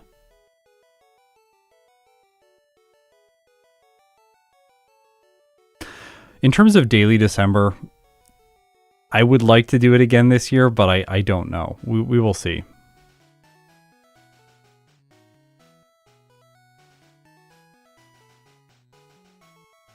I may do it again this year, but do it in a more simple way. Not trying to do so many versus videos, because it was really stressful. So I might just pare things down a little bit. Maybe we'll do like a bunch of solo videos in Platinum and Hard Gold or something. Those are a little bit faster to produce than making like a versus video in Yellow.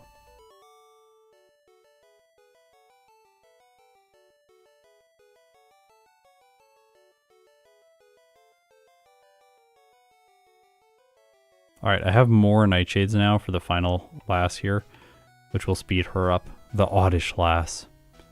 I can two-shot all of her Pokemon now.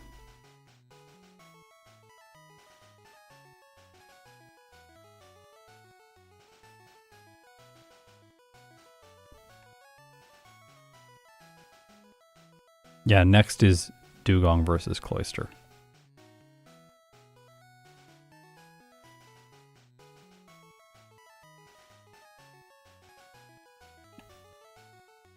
I remembered, but it was not clean.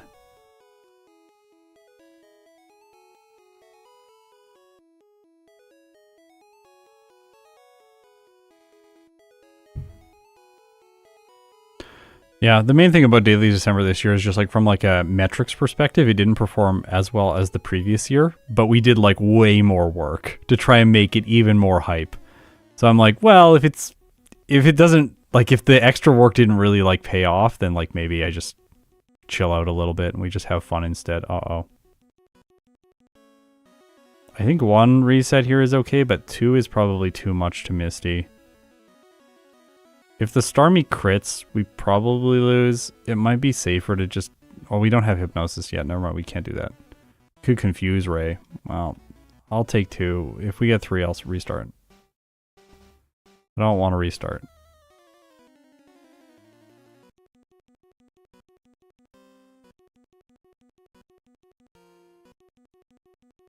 Stop. Disgusting. Yes! Another close win. Okay, we're 8 seconds slower now.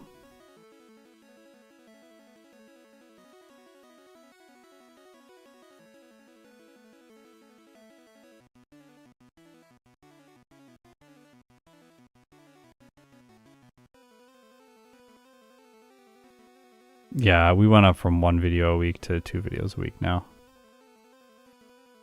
Videos should be, I can't do anything to it other than, well, I could have hypnosis. I guess confuse ray, sorry. Stop. Oh, this is so annoying. Disable is the worst. I hate this move.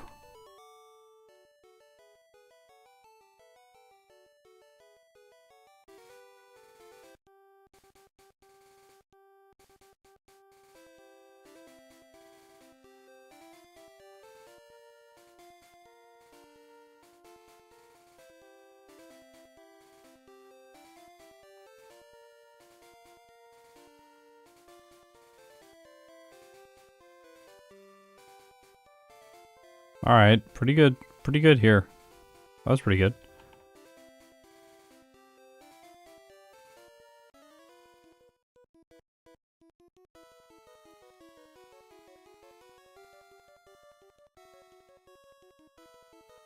Do I see myself stopping after any given gen? Yeah, I might not do Gen 6 and on.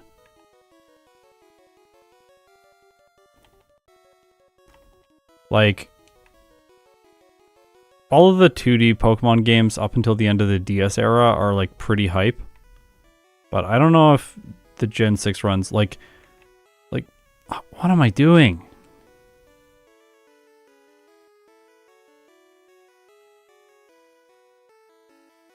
This is dead.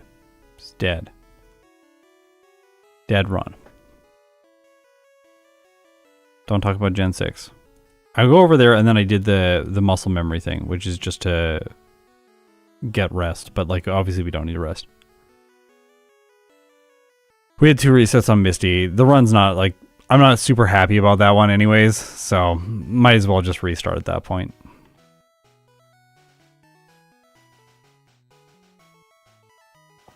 Hopefully we get another clean Brock. And yeah, hopefully we can avoid the like slowdown from sand attack and things like that.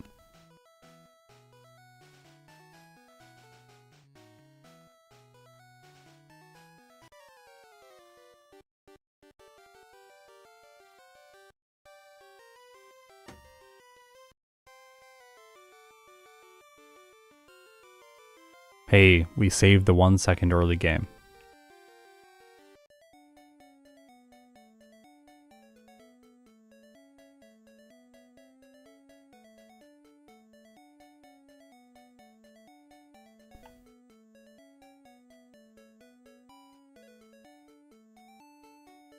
By the way, shout out to anyone who's driving a truck right now.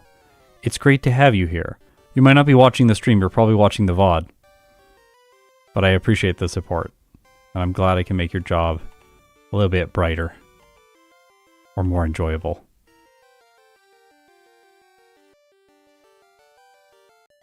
Speaking of shipping, I recently just received all of the Japanese games. The cartridges. The Game Boy games. Like Green, for example. Which I am really hyped about. I think I might make a fun video for everyone that's just me going through my Pokemon game collection. Let me know if you think that would be fun.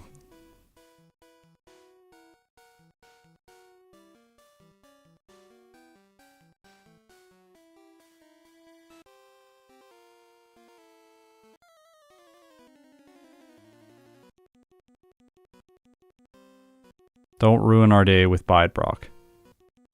Come on. Tackle. Screech. Tackle. Yeah. Goodbye. 4 seconds faster. Same time as last time.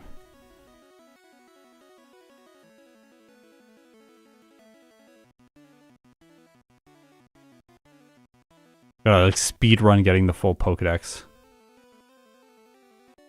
Speed run Professor Oak's challenge.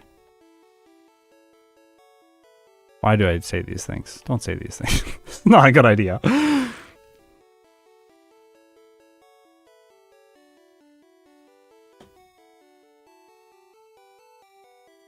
Yeah, assuming I don't speak Japanese, it will be like Kid Scott all over again.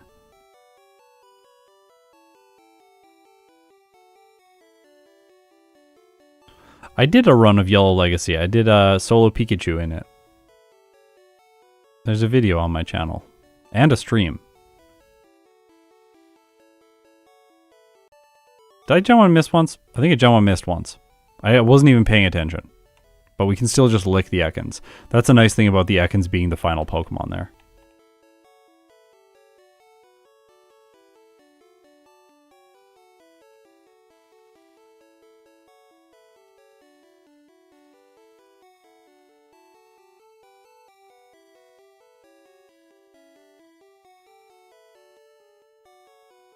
It's really satisfying that Nightshade two-shots that Caterpie. I don't know why, I'm just like, oh yeah, every time it happens.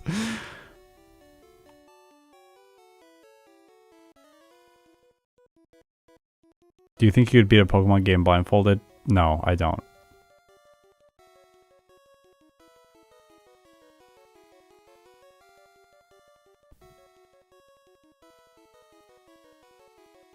Did you remember to eat today? Well, I don't normally eat until lunch, so it's not even lunchtime here yet.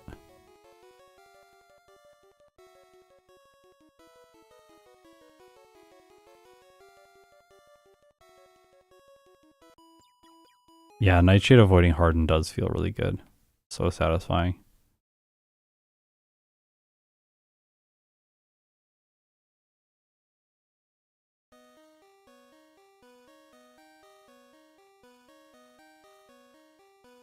Maybe I can try blindfolded Pokemon.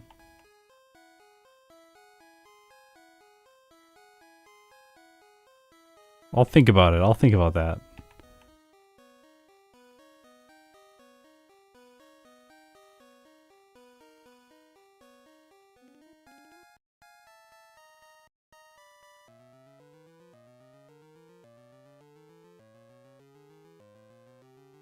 Okay. This is actually going really well. It's a clean Mount Moon up until now. Thank you for not disabling Nightshade. That would have been frustrating.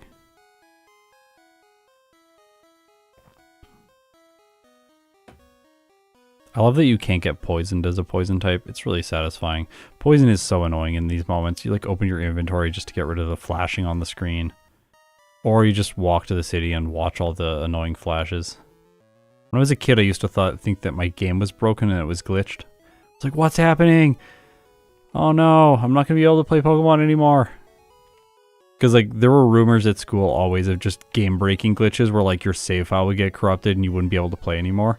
It's like, oh no, what if that happens to me? I was always so scared of that. Okay, please. Please. Yes, yes, yes, clean. No sand attacks. So much better. This is so much better than last time.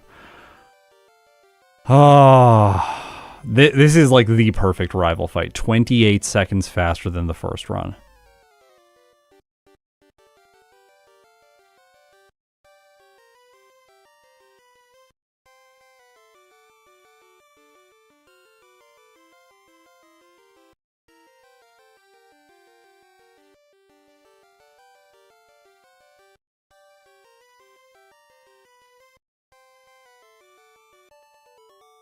Please don't get sand attacked here.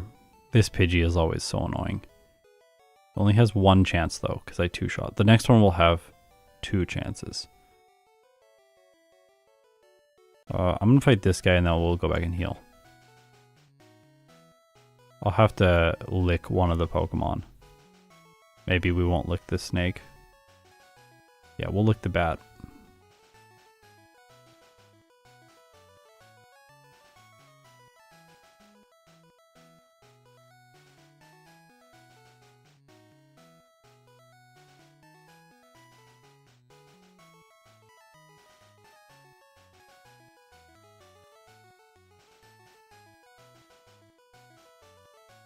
Yay, no sand attacks from the Pidgey. Okay, this is a really great early game. I'm so satisfied with this.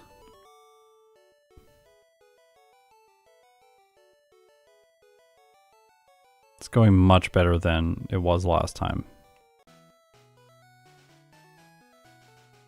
Scott's thoughts, kicking bats and licking rats, yeah. No, sorry. Licking bats and kicking rats, yes. I reversed them.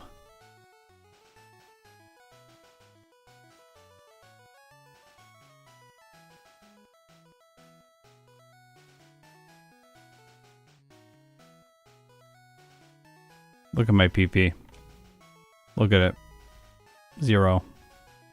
Right by the hiker. Love it when I can do that.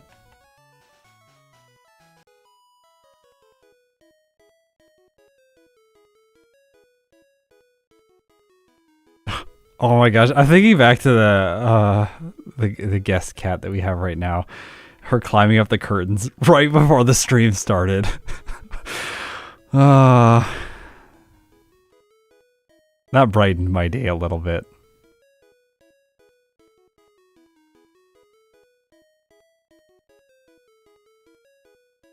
Alright, we're going to use Lick here, and then we'll have 3 for the Pidgey just in case sand attack. And if we don't get sand attacked, then we can use the Nightshade on the next Oddish. Oh no. No.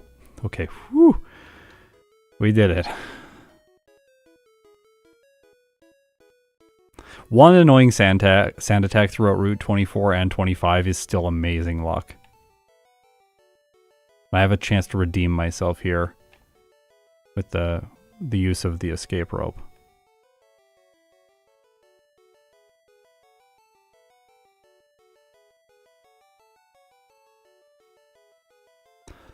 It is extremely cold here right now, Kevin. Extremely cold. It's like minus 25 or something.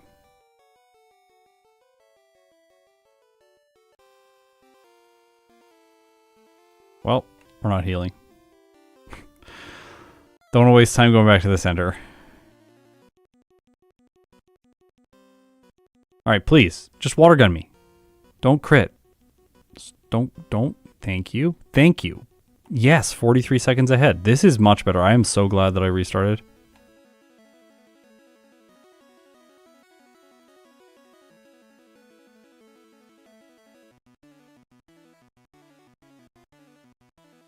Oh, this scared me last time. I'm saving just in case. It's like, it warms up during the day. Like, I think today it goes up to like minus 10 or something. It's not always just like completely miserable.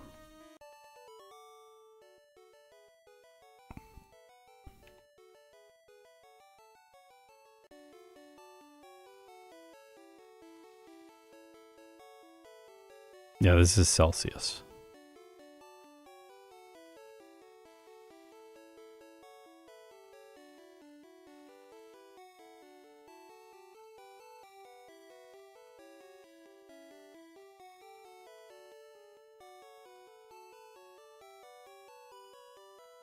Yeah, just stay inside all the time. Exactly. Like, that's the solution. Just don't go outside, have a good blanket.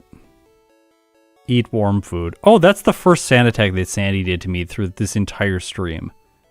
She has just been completely incompetent, and she's got, like, up until now, like, many attempts to ruin my day.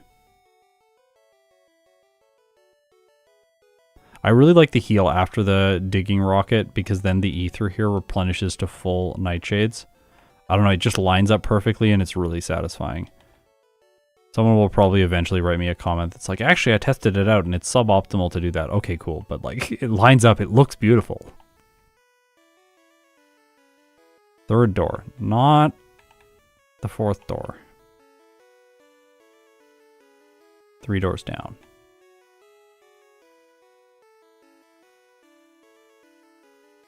Definitely don't need to save there, don't do that. Well, I have the full restore. I don't really want to use it if I get burned, but we're fine. Just in case sand attack, I'll save.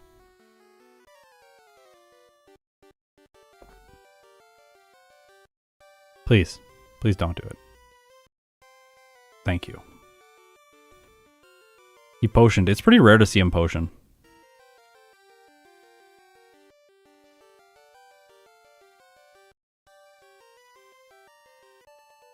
Ta-da!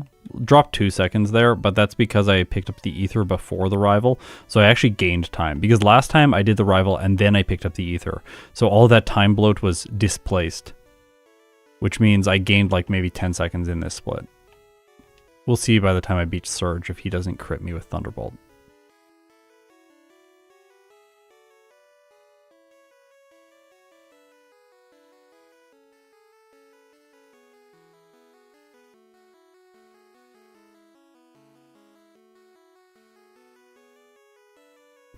Remember to teach cut first. Alright, Surge. I know that you can beat Gastly, but I hope it's unlikely. I 2-hit, and then I 3-hit. We just hope we don't get paralyzed before then. Come on. Yeah, good. This is great. This is perfect. No, that's bad. No, stop. No, I hate you.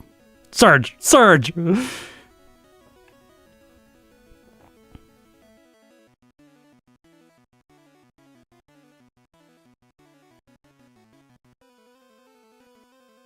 Come on.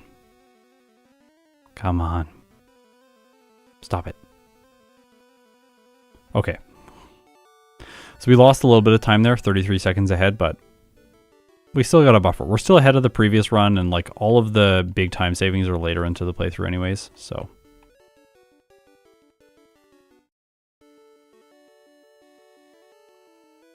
When you play yellow, it's really interesting because everything seems hard and like inefficient and just awful. Then you play red and blue and everything just seems like buttery, smooth, and easy, like just digging out of there and going back to Cerulean City. When I started this series, or started making these videos on the channel, I didn't realize... I didn't realize how much more difficult yellow was, but now I do. I thought it was like, I was like, Lance and Giovanni, that's it, right? No. There are many other reasons. Don't rap me. If it uses growth, we're going to see the glitch where it debuffs my speed stat again. We saw it there. It went from, there it is, 1 speed. Love it.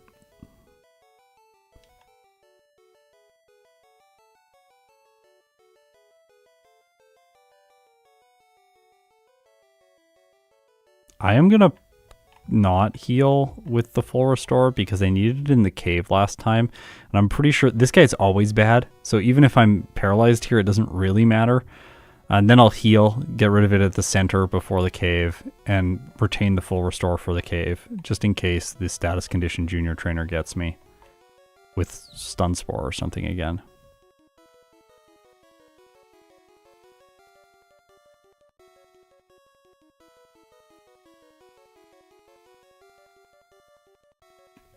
You know what? Don't use the repel before this guy. Just chance the wild encounters, because then you can hypnosis. Come on. Okay, we got it. No reset to the Cubone this time. Now we can repel. And we won't lose it. Because when you reset in this game, the repels go away. And I only bought 3.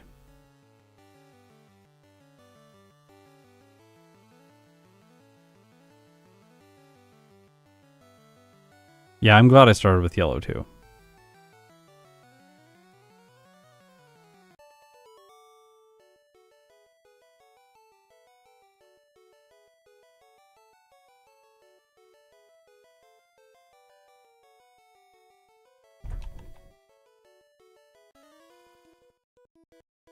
Self-destruct, please. Speed up my day.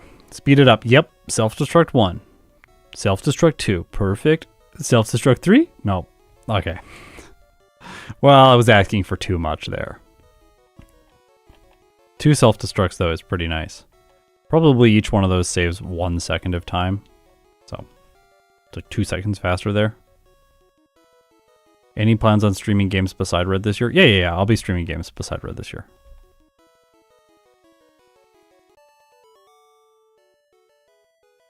I just haven't done any yet. I'm probably going to do a stream with Zealous Pawn very soon, and we'll stream, like, maybe yellow. I think yellow. But I also intend to stream games like Crystal and Emerald.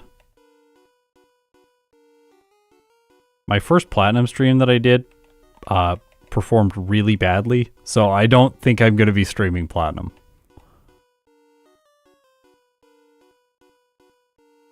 Unless through sheer might of the community that VOD starts doing better. Apparently no one likes watching my Platinum runs. I'm going to keep making them, though. I enjoy playing the game.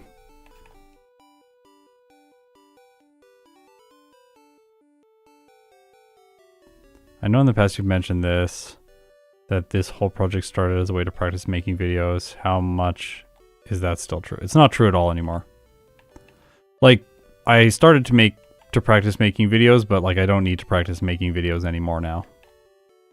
I don't do don't do any of the video editing now.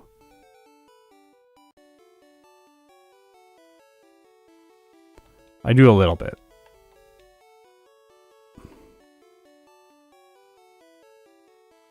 Like I was doing the stream highlights, but we're starting to move those over to the video editors now.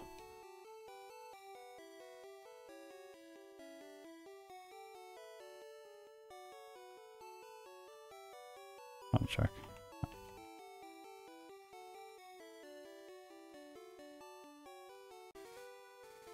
And that's the thing, like people will say like, oh, I'm so disappointed that you're like wasting time playing Hard Gold when like you could be spending more time playing Generation 1. And it's like, yeah, but for some people, their favorite series that I do is the Hard Gold stuff. Or for other people, it's like the Platinum stuff. So if the video is not for you, that's okay. Totally get it. You don't need to watch it. But someone will, and it'll be someone's favorite. Like, for instance, when I play these runs, my least favorite game to play is Crystal. It's the least challenging to run. I don't want to mess this up.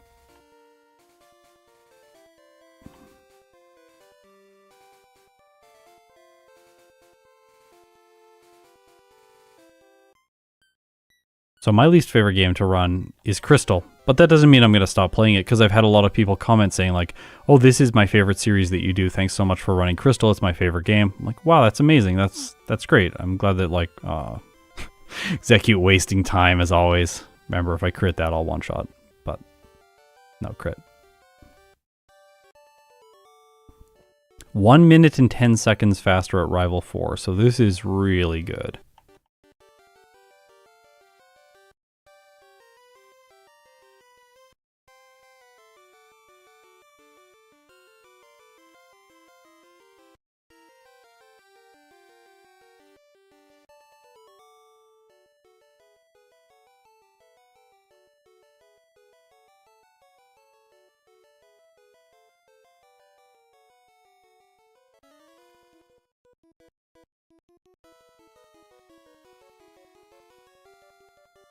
No, I won't split the Heart Gold tier list into two.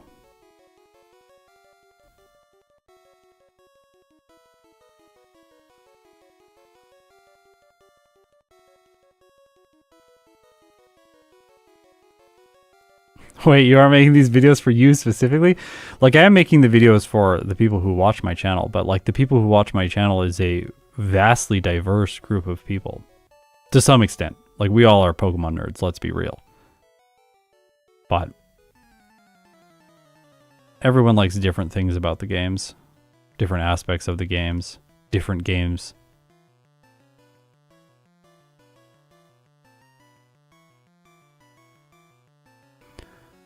The reason I am not splitting the Heart Gold into two different tier lists like I did for Fire Red is because for Fire Red it really feels like I do finish the game as the game was in Generation 1. The thing that they're remaking after I beat the first champion. But in Heart Gold, it does not feel that way. It feels like I beat the game when I beat Red, and he is so absurdly good that if I don't do the League rematches, I'm just going to get stomped on Red over and over again. And Crystal lacks a lot of difficulty, and I think that the League rematches, especially Lance 2, adds a lot of difficulty to the game. So doing the League rematches prior to Red and then consolidating it all into a tier list, single tier list, just in some ways reflects Crystal better because you're again playing to beat Red, the final trainer in the game, but also it adds some difficulty in that we don't have in Crystal. Whereas with Fire Red, I also didn't think about the League rematches when I first started playing the games. I was like, well, I'll just do those later. Like, they're not like really important right now. And so then I also had to like have a mechanism to like deal with them later because I just wasn't thinking through the series startup process as well as I do now. Whereas like before Heart Gold, I spent like months thinking about how I'm going to run the games and what decisions I was going to make for the series.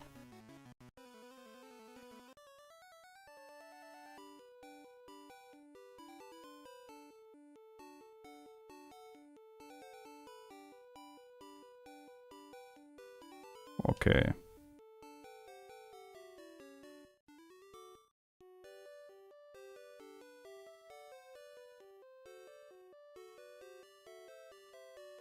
Oh, that was like beautiful. Did you see that rare candy pickup? That was great. Now we're going to miss the PV up. Yep. Well, we'll skip it.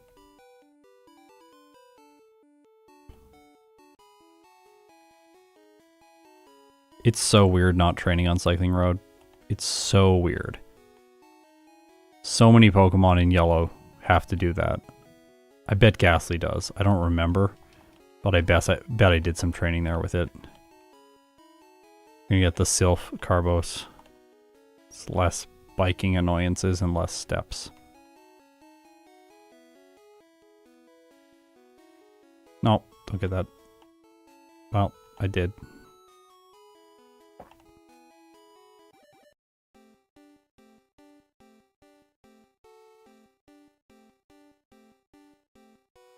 No, I fought Erica.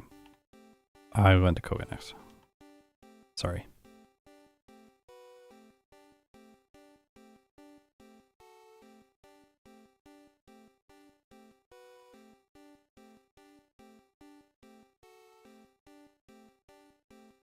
Can you still get into the Safari Zone in red and blue? I think that's a yellow exclusive fix that they made. I don't know if you can get in with less money in red and blue. But if you have less than 500 money, they will let you in yellow. I do know that.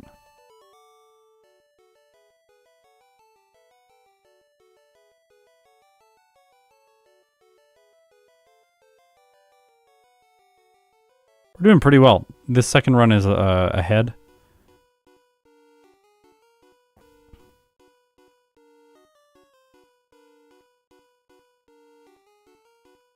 Can we get a crit here? Nope. Apparently not.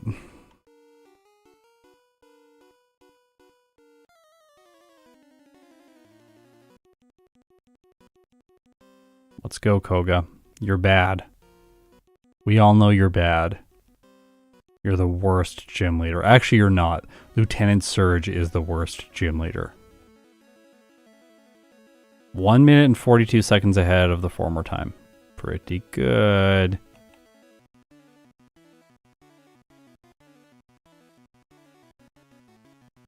Please remind me to come back here. Yeah, it's to prevent like hard locking if you run out of, like you spend all your money and then you can't get into the Safari Zone and you can't get Surf and then that's it.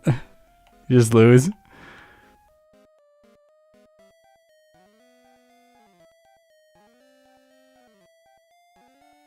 Carbos. Rare candy. Go downstairs. Successfully went downstairs. Not actually as easy as you might think it is. Try playing one of these games on 4 times speed. You will learn how hard stairs and doors are. I think that's something I don't talk about in these challenges enough. The difficulty of stairs and doors. Especially the stairs in the Safari Zone. They're pretty brutal. Do we need that? Nope.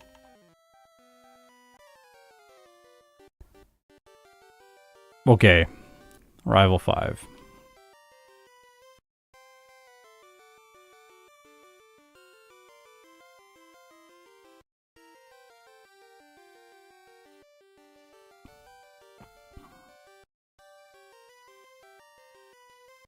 No. Well, that's a reset.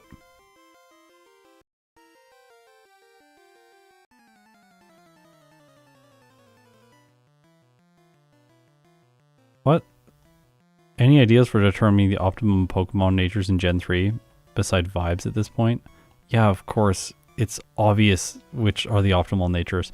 You want to do a speed lowering nature if you will still outspeed all significant threats. Uh-oh. Why did I do that? I should have hypnosis again. This is what I was scared of last time. Last time we had a really clean fight here. But stuff can go wrong. As we were seeing.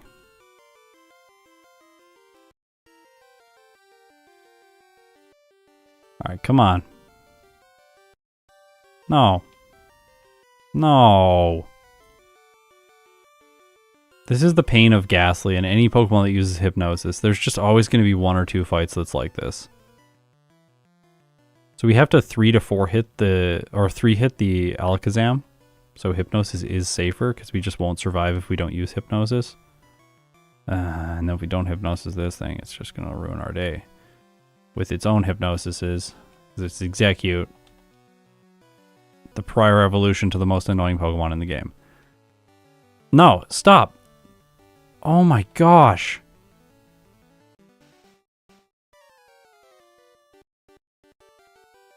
Well, I think we've given up all of our time advantage in this playthrough is gone now.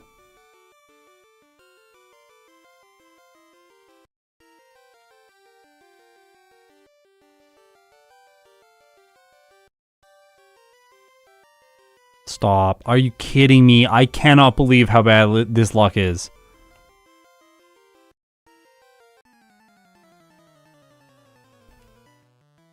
The Alakazam is also too far into the fight to be bad RNG seed. We will have enough variance by that point because I'm switching my move to Hypnosis here on the Execute and then switching again to the Nightshade, and I'm not going to be doing that frame perfectly. Stop. Are you... What is... Okay, finally. Ah, but do we one-shot? We don't one-shot, so if it water guns me, I lose, I think. Bubble. No! No! No! No! I hate that! Okay, I'm gonna describe to everyone what just happened. It bubbled me, I lived the bubble because bubble is terrible, but it speed dropped me, and then it moved first and knocked me out.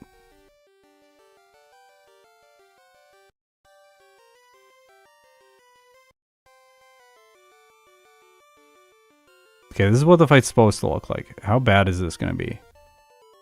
1 minute slower.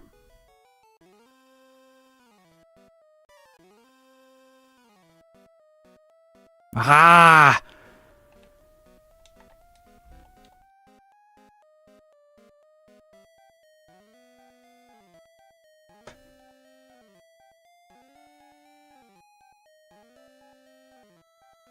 Again.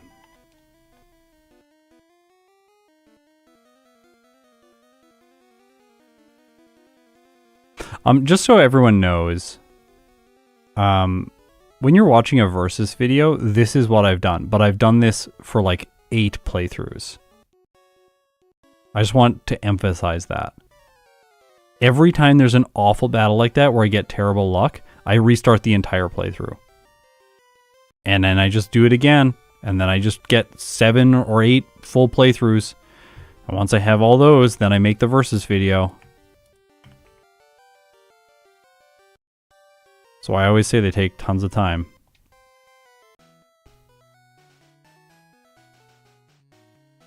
To be fair, when I sat down to do this stream, I knew that this was going to happen at least once. We're a Hypnosis Pokemon. My luck there against the Alakazam was truly awful, though. Well, I get to practice the early game again. We get to hang out. Did I play the Zelda games? I did not play the Zelda games. I played only Pokemon, like I do today.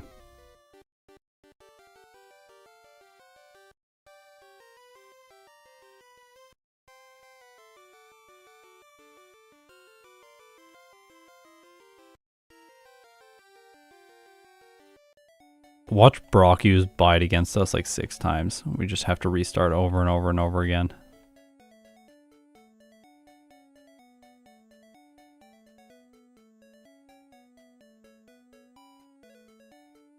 Oh, I'm disappointed. The early game of that was really good. We had such a clean rival too. Maybe we can get a first attempt Misty and a first attempt Surge this time though.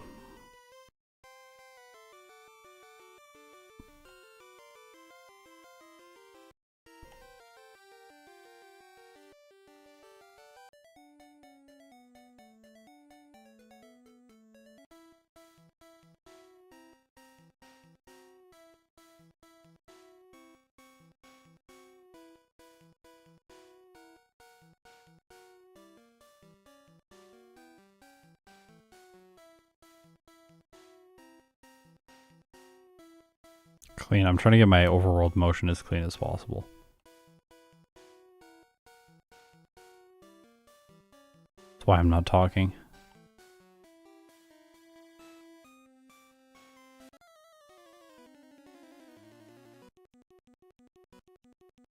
Yeah, I've thought about stating attempts before. It's just always something that gets missed because I'm trying to be concise in the videos and not like waste too much time. Yet they're still like an hour and a half long. Okay, we're actually 1 second faster than last time at Brock. That's cool.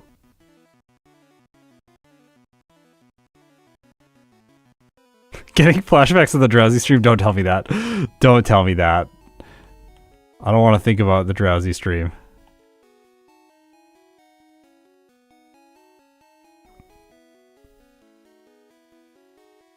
Spearo's not that awful to catch. I don't think it's worth switching.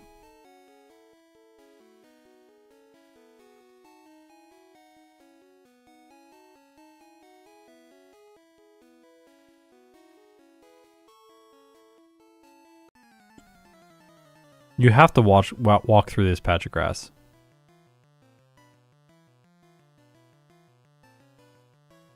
I'm not going to Gen 1 miss this time, apparently. See? I knock out the Ekans without having to use Lick. Last time I had to use Lick.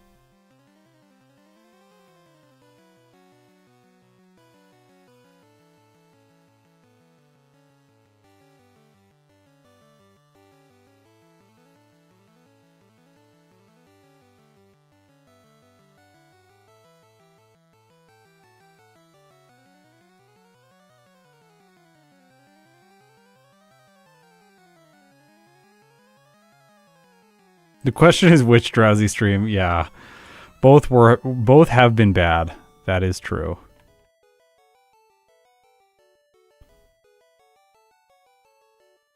I think the red and blue one is the one getting referred to though.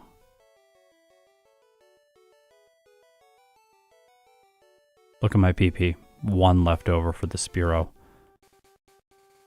For this little guy. You're mine. Ta-da. Aw.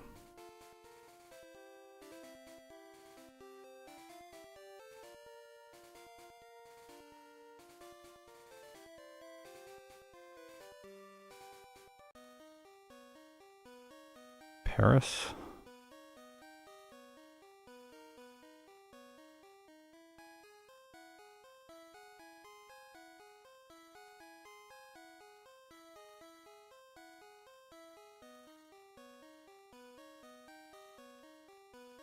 Are the PB innuendos on purpose? Yeah, of course. They used to not be. Because I was just trying to describe PP. And then everyone was commenting on them like, that's so funny. And I'm like, oh, I don't even know I'm making a joke. I guess it's a thing now. It's like every joke on the channel is just when I'm being completely serious and people are like, what are you talking about? Like, you're completely wrong about the typing of Venomoth. It's like, obviously, a psychic flying type. And I'm like, oh, well, I've just been getting this wrong the whole time. I've been thinking it's an electric ground type.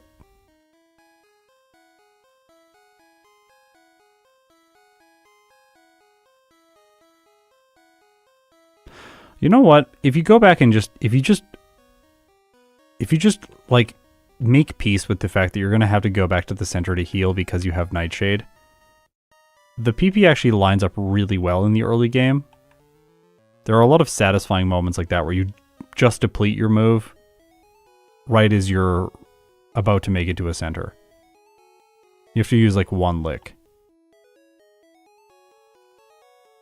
So what I'm saying is, lick optimizes the PP. Okay, Rival 2. Don't sand attack me. Okay, you can miss sand attacks. That's allowed. Okay, clean. This is going to be really perfect like last time. I don't know why it says 1 blackout. We're going to fix that after this battle. I got to turn off the function that does the blackouts apparently because it's just occasionally just making mistakes.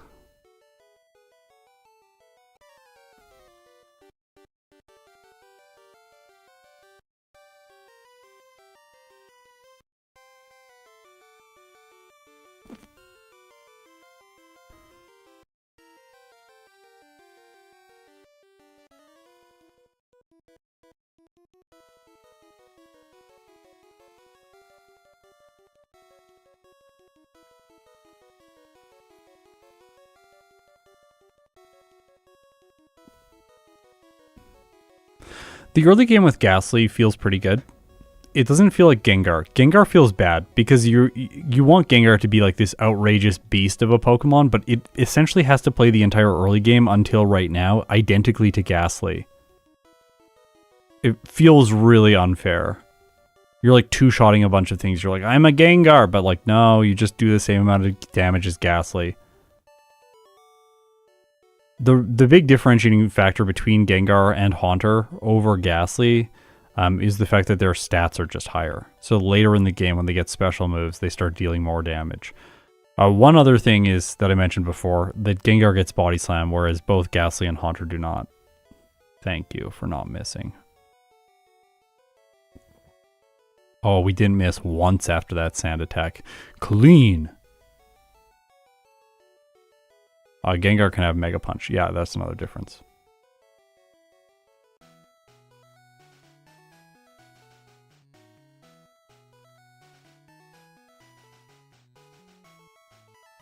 But like Route 3 is like where you really feel it in the early game. You're like, I am 3-shotting this Caterpie and I'm a Gengar. Disappointing. And then if you have to go back to the Pokemon Center, it's like, it's like I don't know, it just feels like Gengar should do better in that section of the game, but it doesn't really. Again, my PP here, completely depleted. Pick this up. It's satisfying how that all lines up.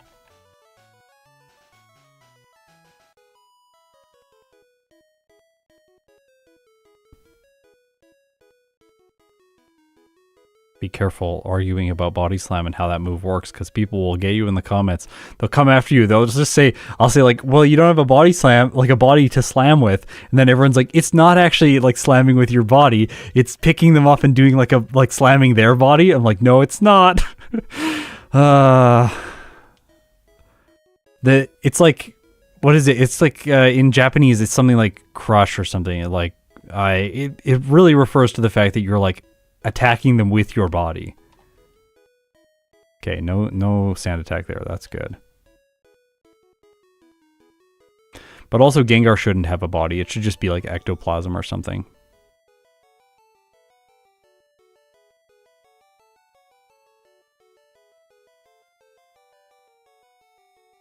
Like, I think people think Body Slam is supposed to mean like Seismic Toss, but we have a move for that. Seismic Toss.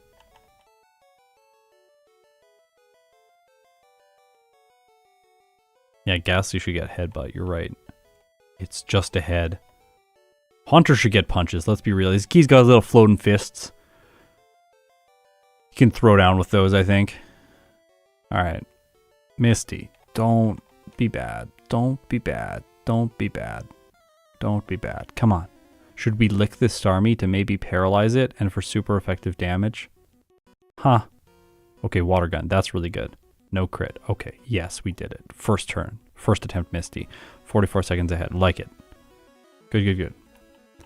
This run is not as good as last time, but it's still pretty good. I don't think we need the heal there. I think we can skip that heal next time and then just like fight this guy, who I'm going to save for. And then we'll heal after him.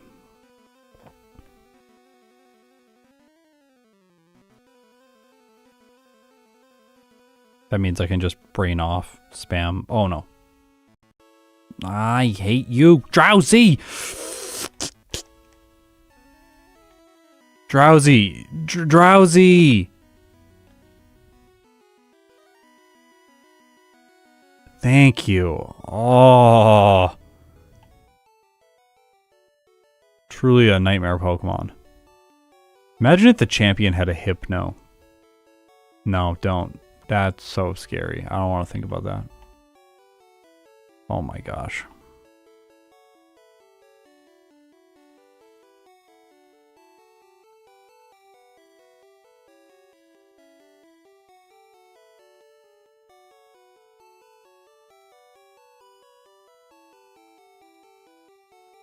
Hey, she tried, but she missed.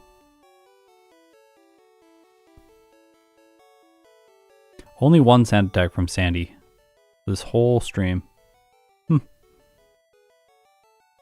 What's the perfect bonks game? Yeah, I don't know.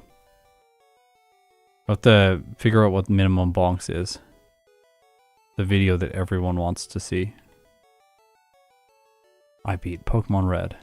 in minimum bonks. The top comment's going to be, what are bonks?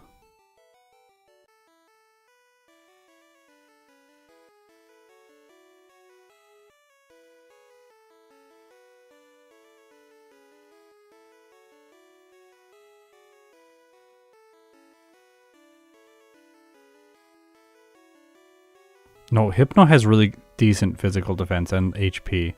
It's quite bulky. It's more bulky than Alakazam, which is why it's scarier. Think about any Drowsy that you face in these playthroughs. And like every random NPC that has a hit. Oh no. Sorry.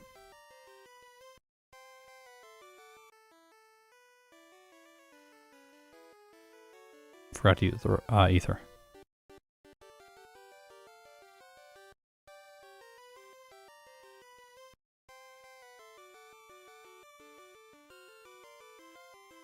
Yeah, Hypno is so good. Any random NPC that has Hypno immediately becomes terrifying. It's like, oh, he's got Hypno. Oh no, oh no. Is this run dead? I think this run's dead. Oh, I think this run's dead.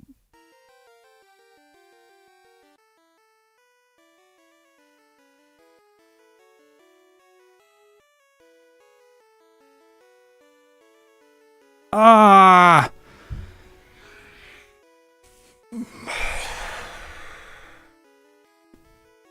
Man.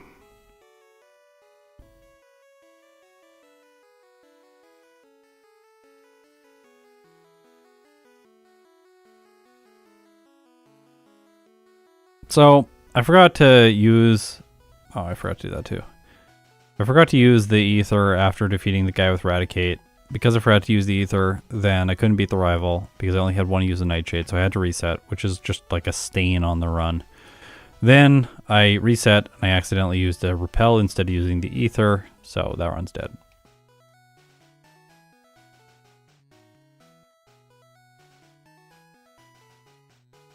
Why would I try to not do minimum battles on Brock? Minimum battles on Brock is by far the best way to play this.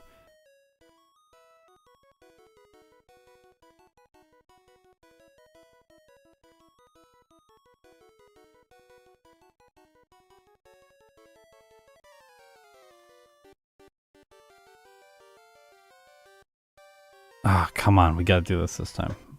Come on.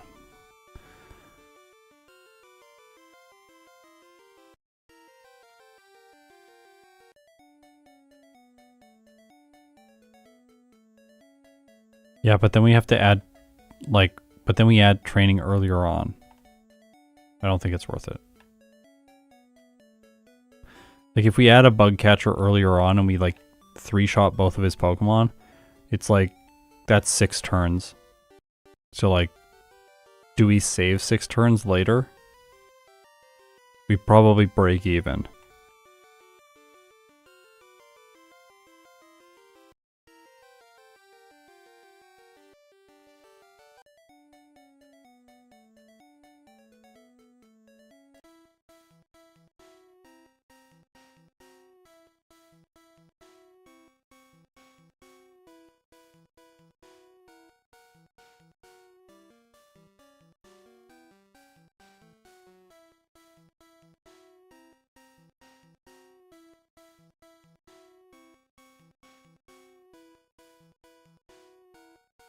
I'm just going to keep it simple.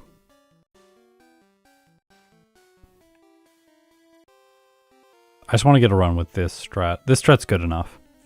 Maybe we can save like a couple turns here and there. That would be cool, but...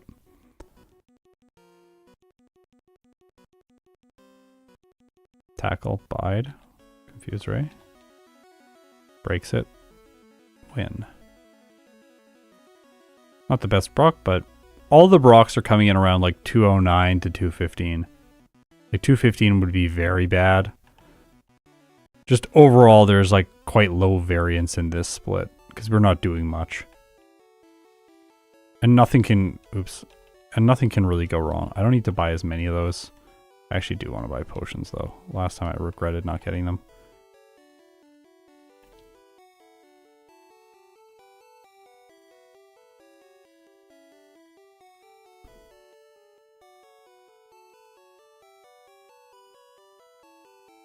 Thanks for stopping by.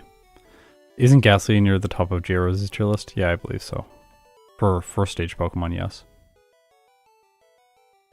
I think he's second best. I think Poliwag is going to outperform, but I don't know.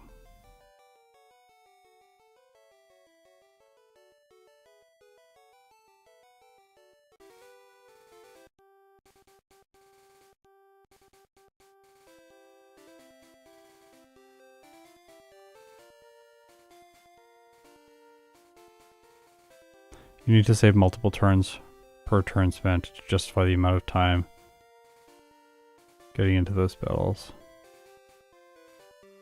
Yeah, there's like also time spent like with like intro animations and stuff like that. It's not just like is the turn count even. You need to also be like we need to save like 10 turns or something.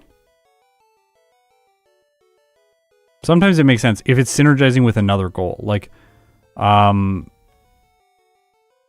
for example, if like Misty is really challenging and being 2 levels higher from Misty really changes Misty, then maybe it makes sense to do extra training because like we want to get make Misty easier, but then also we speed up Nugget Bridge. We're having less turns there. And it's like all the time then is synergizing towards multiple things. Whereas with Gastly, we're not really gonna like get synergy towards anything else. We're still gonna underspeed Brock's Onyx. We're still going to have roughly the same Misty that we've been having this entire time. If she uses Bubble Beam or crits, she's probably going to win. If she uses some Water Guns with the Starmie, we're probably going to win.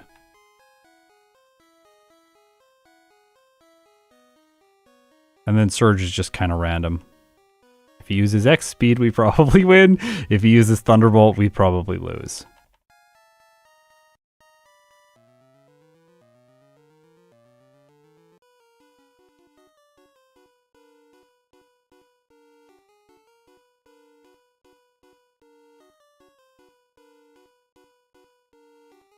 Oh! A lot.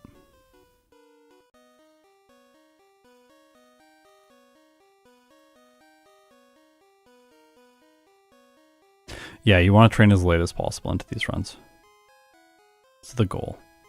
The goal should be as late as possible training, unless the training early on provides some advantage over someone who would wall you otherwise. Basically, really what it comes down to is just you want to be intentional about your training. Train when you need it, don't train when you don't need it.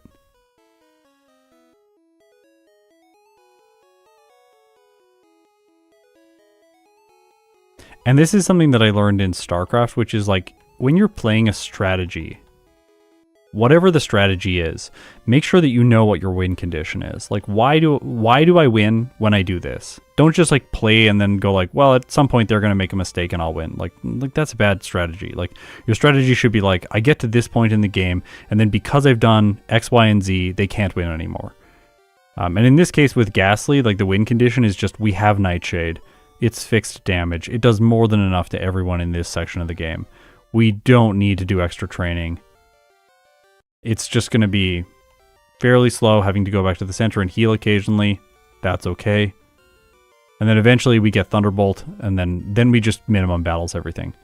With the need for extra rare candies, just so that we can outspeed the champion's Alakazam and the Rival 6's Alakazam.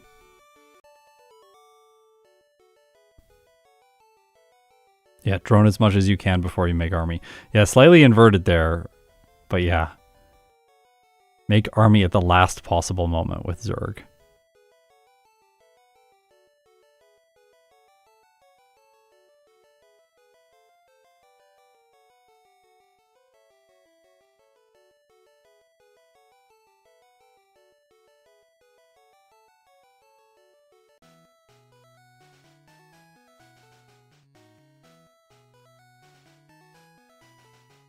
Yeah, focus on turns to KO rather than amount of damage, Mister. That is very true.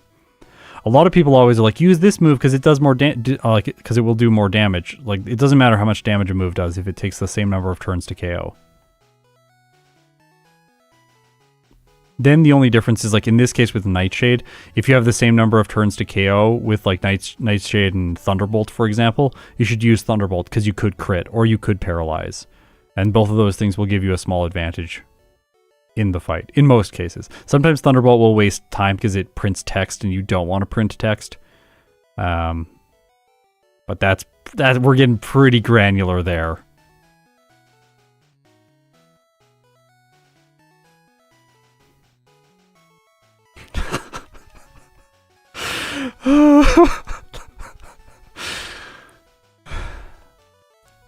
Good comment. I like that. You got a really good laugh out of me.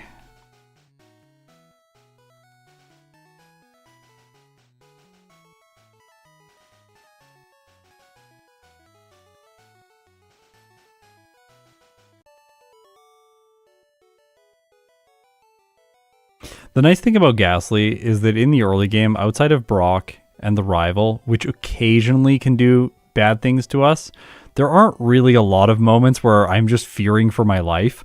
This is so different than Parasect, for example. Parasect, the early game is terrifying.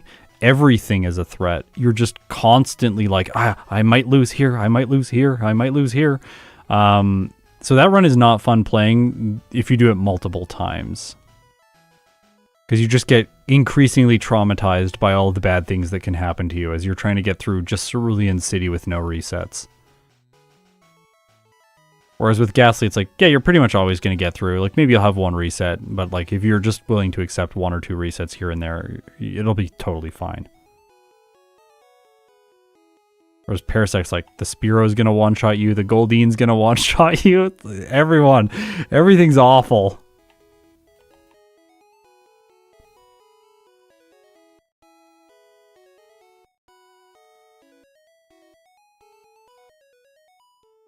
Okay, Misty. For like the 5th time. I'm done with this. I want to just clock in and finish this stream. I was hoping for a fast one, but it's always going to be... Oh, X-Defend. X-Defend Water Gun. That's like basically a win, yeah. It's so simple, Misty. 34 seconds faster than first run. Pretty good. No, we don't do this heal. I talked about that last time.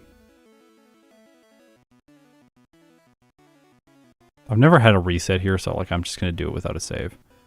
This is going to be the one time that I get a reset. Just don't disable Nightshade. Don't disable Nightshade. Don't disable Nightshade. Thank you. Miss a pound. Good job. Was that a Gen 1 miss? I think so. That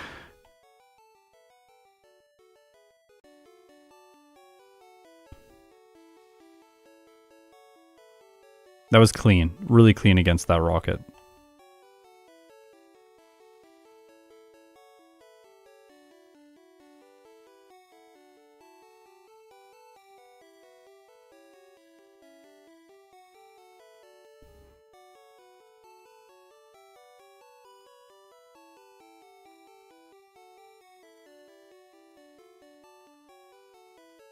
Sand attack. Sand attack. Uh-oh. Uh-oh. Uh-oh. Oh, no.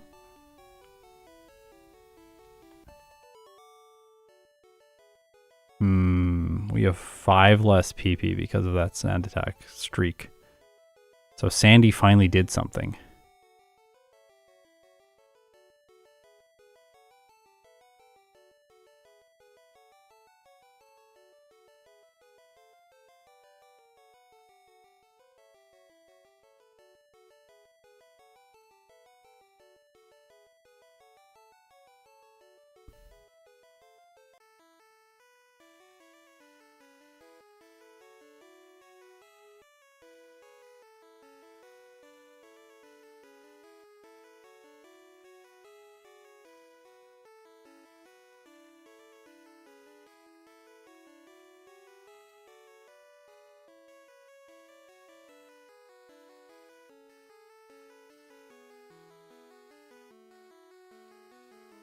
I think I have to use my ether now.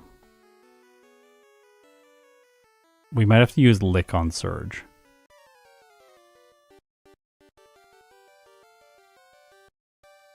Sand attack here I think is a fast reset. Okay, no sand attack.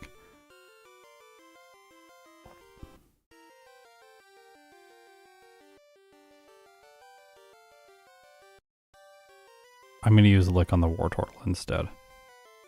And save 7 Nightshades for Surge.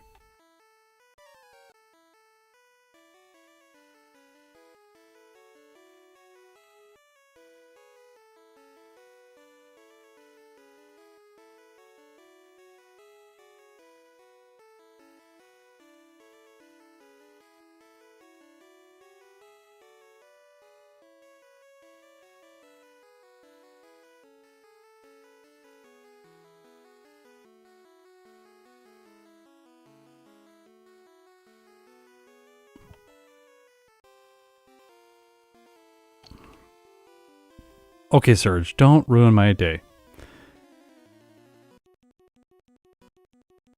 Okay, tackle from the Voltorb. Excellent. So far, so good. X speed, Thunderwave on the Pikachu. Not great. The paralysis is a little annoying. Uh-oh.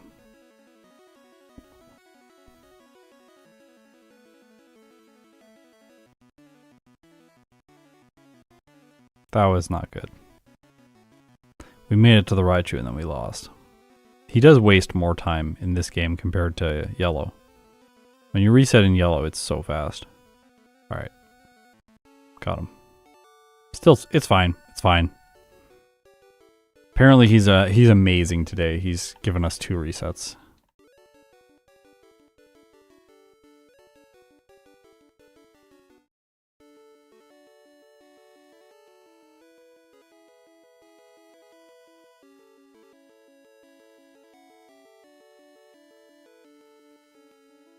Hey, we got out of the early game. Now the question is, what about the rival?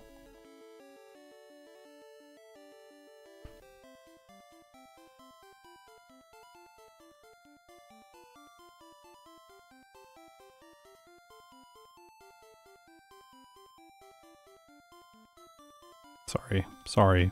I don't know what I'm doing here. I should be using Nightshade. I'm just like spamming Thunderbolt on these grass types. This is optimal play. This is why you show up here. To watch me beat the game in the most optimal way possible. Check out this. Thunderbolt against a grass type.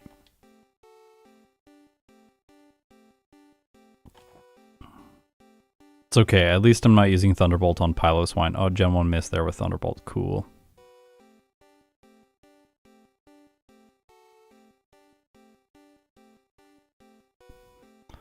The Piloswine just always comes in second when you're using an electric Pokemon.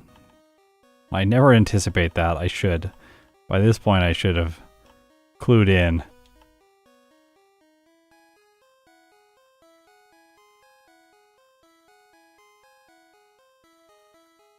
Alright, Cubone. Haha, easy this time. Oh yeah, I forgot to use the Repel.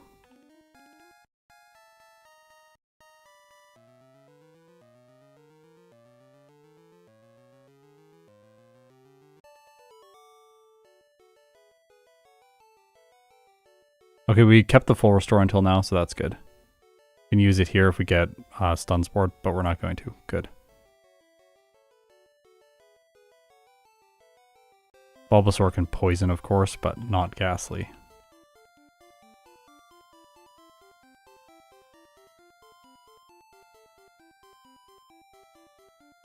I'm just scared of like a crit rock throw or something here.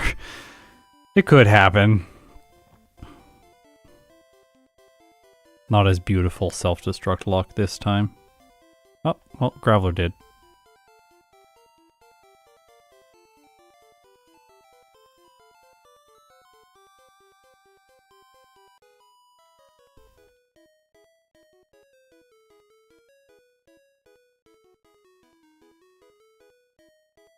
Poison Powder Oddish. Well done. Well done.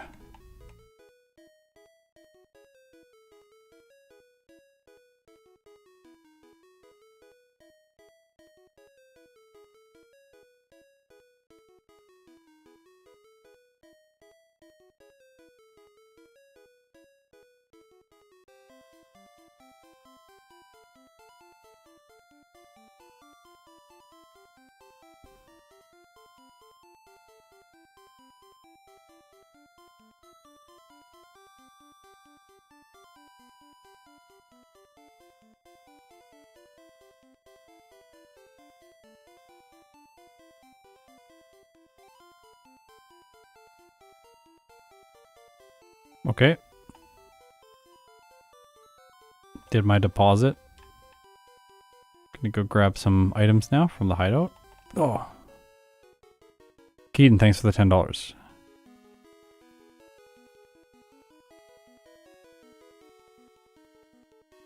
I don't remember that. I unfortunately, when I was a kid, I wasn't able to watch the anime, which always really bummed me out.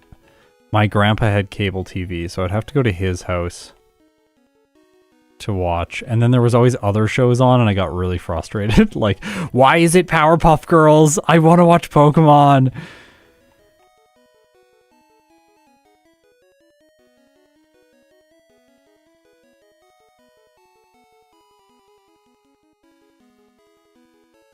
I only had one. I had one VHS, the first 3 episodes of the anime, so I could watch those as much as I wanted.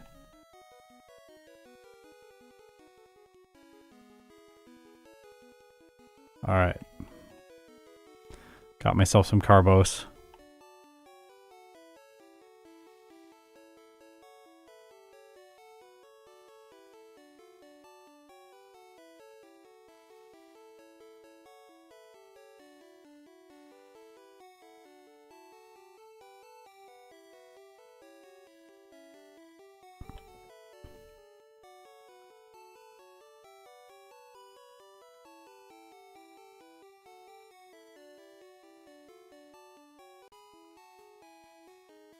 Would I rather have Gastly or Sandshrew? Can I use Sand Attack on people when they make me angry? Then Sandshrew's better.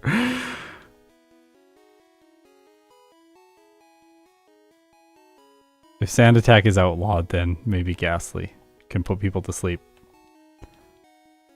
Oh no. Flying back to Vermilion City. What we want to do.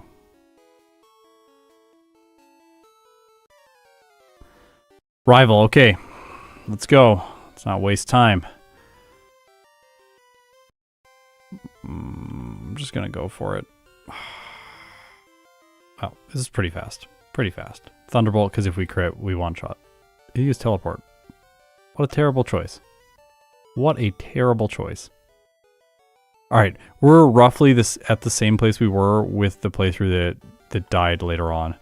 So we're doing well here. We're 3 seconds behind that result.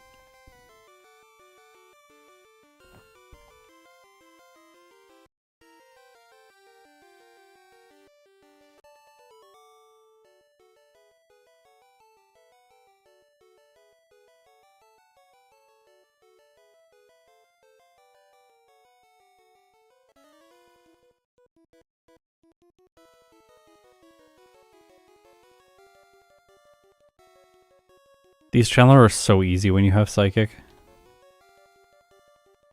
It's really satisfying.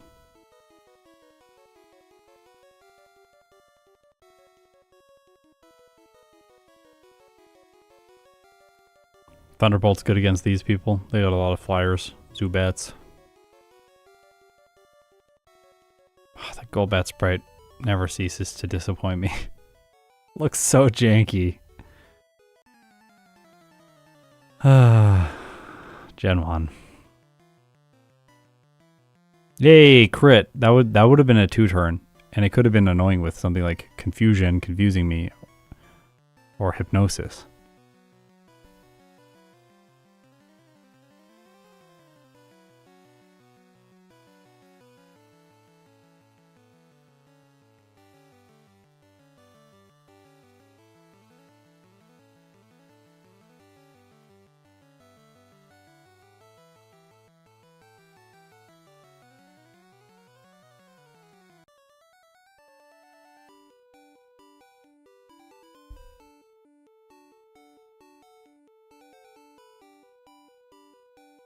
Persian. Oh, I got some stuff to say about Persian, like in a little bit. I did a Persian in Fire Red run like yesterday, and literally yesterday, and wow, Persian is quite different going from Gen 1 into Gen 3.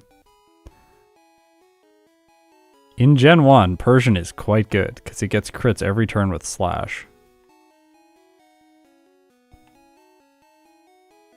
And then you don't have that critical hit mechanic in Gen 3. And things are not quite as easy.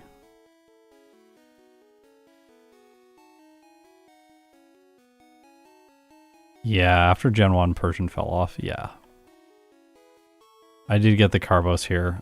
That's more force of habit than anything else.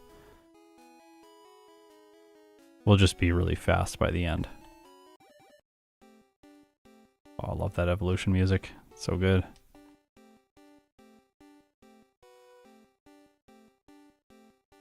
Cutting little things here, like occasional like heals and stuff, because I don't think I need them.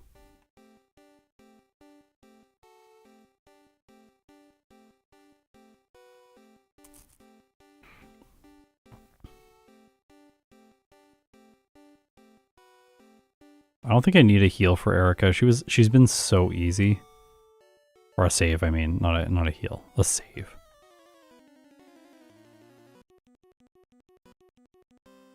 Oh. Well, at least sleep didn't last for a long time. That could have been bad.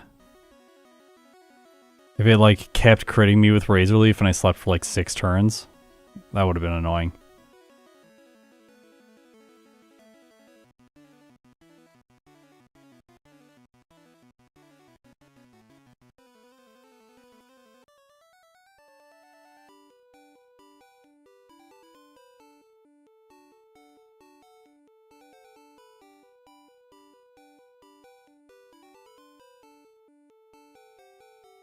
Koga's gym. This guy is so annoying.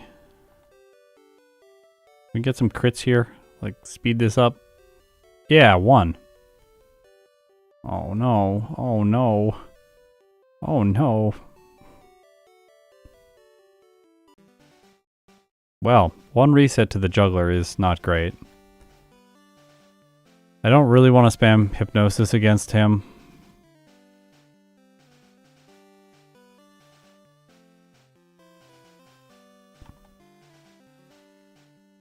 Ah.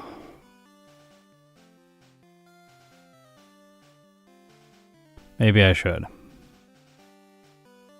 Could you just juggle a little bit more? Like, let's do some more switching. Come on. Switch. There we go. Switch. Switcheroo. More switching. More switching, please. Thank you. I think we win now. The Kadabra is the scariest Pokemon.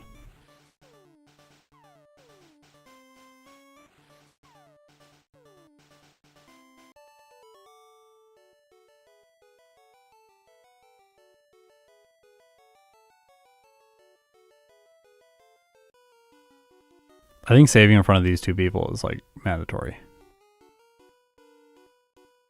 I'm gonna put these to sleep. They don't have insomnia yet.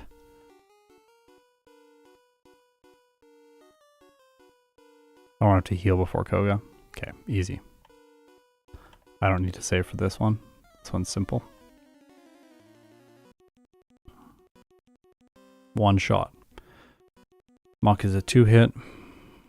I like how he tries to go for poison gas against Gastly. Gastly's just like, yes, more poison gas, and then self-destruct from the wheezing. Koga fell apart.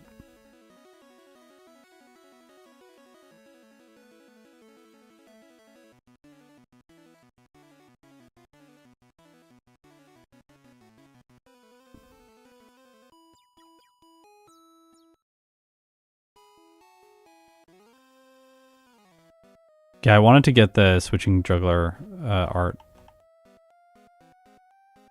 Sorry. Well, occasionally stuff happens. Just fight this guy.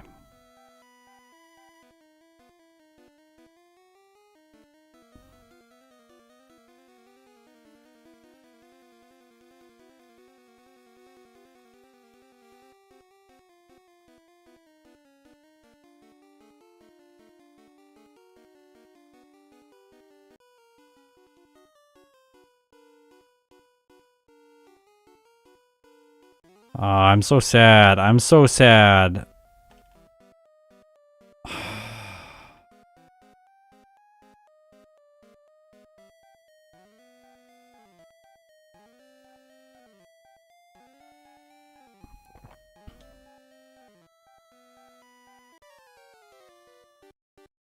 Okay, here we go. Rival. Rival in Sylph.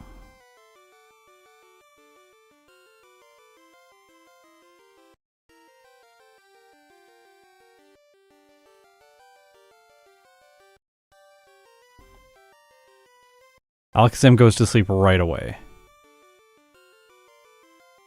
Alright, this was so much better than last time. Maintaining our lead after Koga.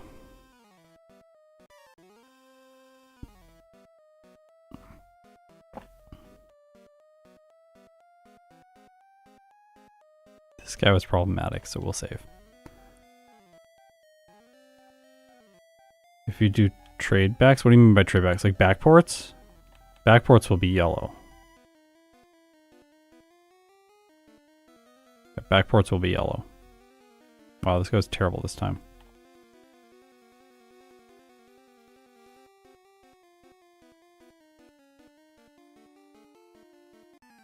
Yeah, I'm going to keep the backport series to yellow. Those videos aren't doing as well as I wanted them to. So I've slowed down in making them. I'm just trying to focus on like the Pokemon that are actually in yellow, at least for this year. We'll do some backports, but they'll be less than last year. Okay, Giovanni's done.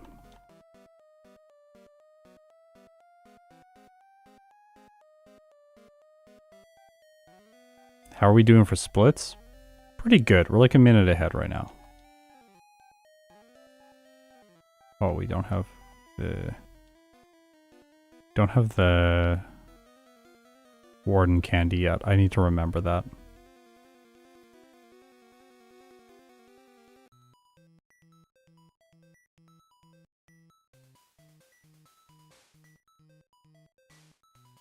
YouTube is good as a platform like that, because like if people are just not watching something and it's not doing as well as it needs to, like it gives feedback quickly to the creator of like, oh, just don't make these things. Because a platform, it just goes like, there's so many analytics and stuff that you can dig into to get a good sense of what people really enjoy that you're making. No, don't want to go there yet.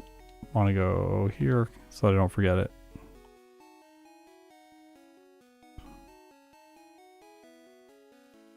Don't want to forget Warden candy.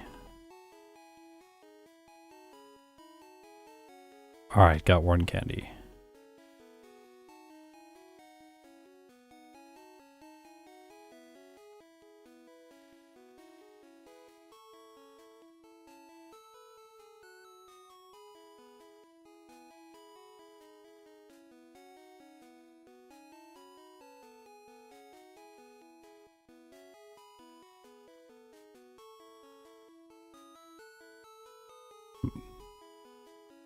I'm focusing. I don't want to fight one of these people. Candies. 9 candies.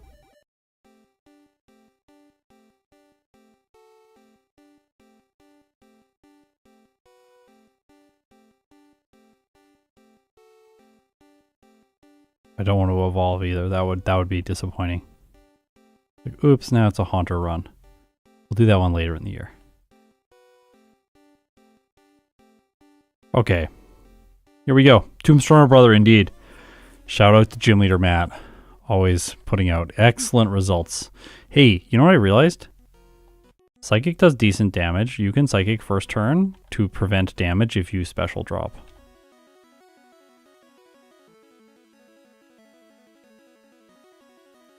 Like in the Arcanine takes 3 hits with both Psychic and Thunderbolt. So using Psychic here against Blaine is slightly better in comparison to using Thunderbolt.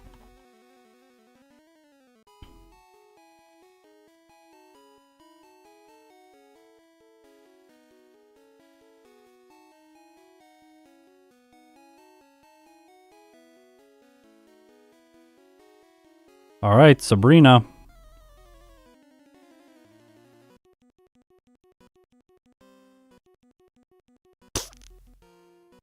Terrible start. Absolutely terrible start.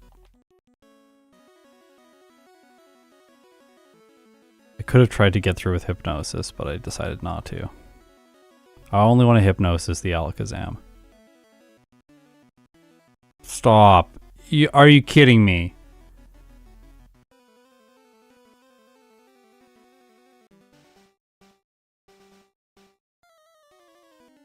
The fact that it has dropped my special twice. There we go. Okay. Well, this is really lucky now.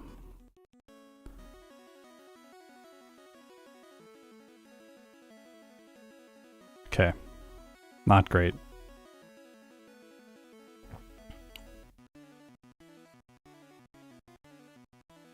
Yeah, it was brutal. Got the drop. Twice. At least Blaine's next. Or, sorry, Giovanni's next. He's gonna be bad.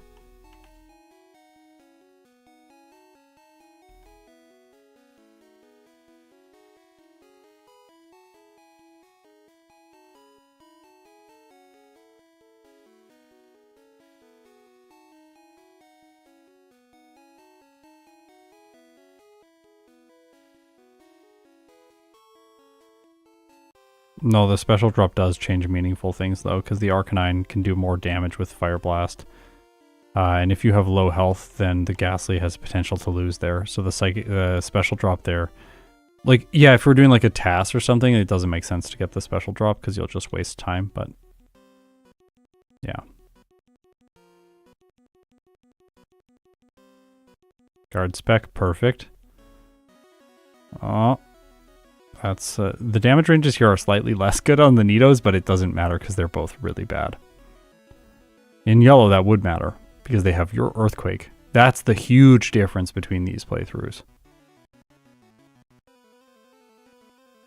Get bulldozed there, and then in this game, it's totally fine.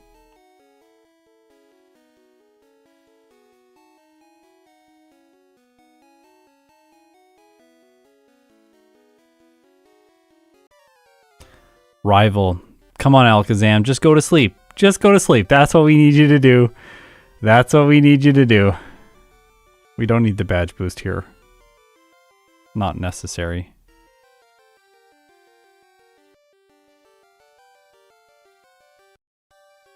Let's go. Okay. Sleep. Yes. Got him. Okay, I think we're going to be quite ahead after this. 2 minutes and 32 seconds ahead. Yeah, so we saved a bunch of time there. That gave us 2 minutes of time. Really satisfying. Okay, I'm glad I restarted all these runs. Getting a pretty good run now. Juggler frustrations, but other than that, it's fairly smooth.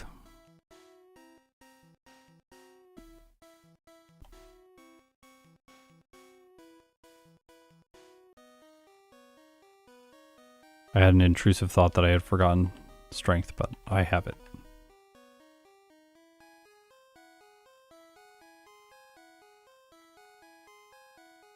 But the pink boulder is not so bad. Actually, it's pretty good.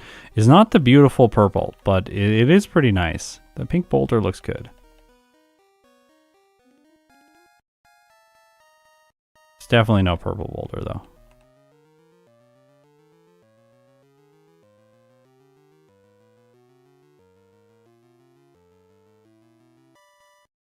Look at our time, 37 minutes. This is pretty good for this point in the game. For a first stage. This is exceptional for a first stage Pokemon, of course.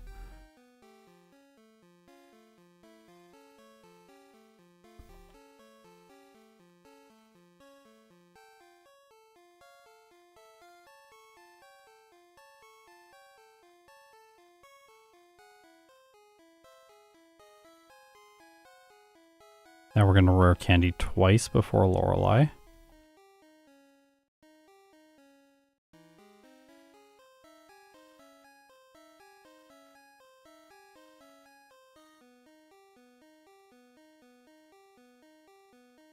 Okay.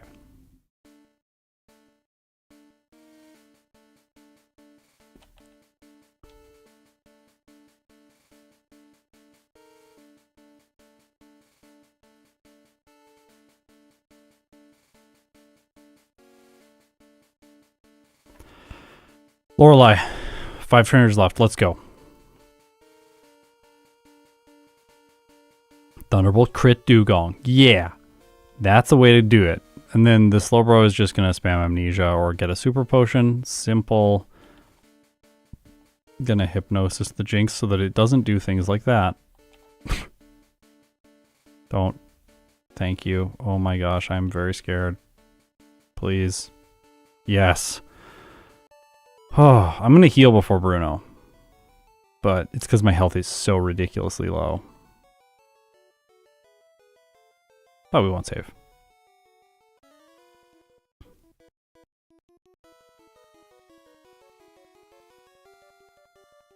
The only Pokemon here that survives is Machamp, and we two-shot, and it can't deal damage to us because of its moves. Leer, Focus Energy, Fissure, and Submission. Just terrible. What a terrible set. Okay, Agatha. I have said that this one potentially could be a problem because her Pokemon take 2 hits to knock out. Okay, Hypnosis misses from the Gengar. Then we go up over damage rounding threshold, so Thunderbolt can do better against the Golbat, but in this case not. It also used Haze. I believe that removes my badge boosts. You can go back and check in the VOD later to see what happened to my stats there. But I still think we 2-hit everything. Yeah, we crit the Gengar and then 2-shot. Okay. No problems for Agatha. I thought that was a moment where we could potentially get a reset just because of Hypnosis, but nope. Lance is basically free. We talked about this before. I'm not going to save.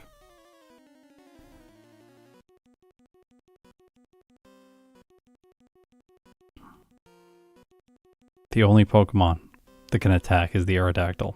And it has to use Supersonic, which has 55% accuracy. But it uses Hyper Beam because Lance is amazing. Since he sees all of his moves as neutrally effective, or as not very effective, essentially, which is the same as immune, he's just going to randomize normal moves. So that's why he'll occasionally use the, occasionally not use Supersonic and use things like Hyper Beam. Okay. Champion. Now. Well, that's annoying, just from time. Just like full restoring the Pidgeot. Alright, come on, go to sleep. Alakazam. Go to sleep. No, I hate you. One reset. Hey, the time. The time's pretty good. The time's pretty good right now. I think I said 42 or 43 minutes as my prediction, so we're kind of right on that.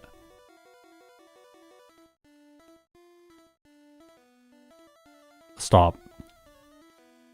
Stop.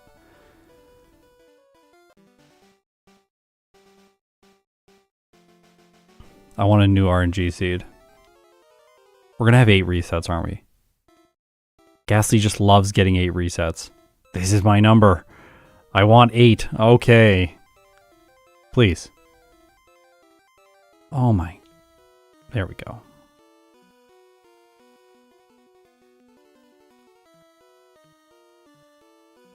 Got him. Tail Whip for a badge boost. Thank you. Don't crit me like that. Don't. Okay, at least we... Oh, no.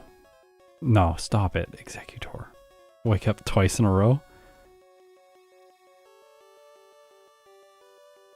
I'm gonna put the Blastoise to sleep because I... yeah, I'm gonna put it to sleep.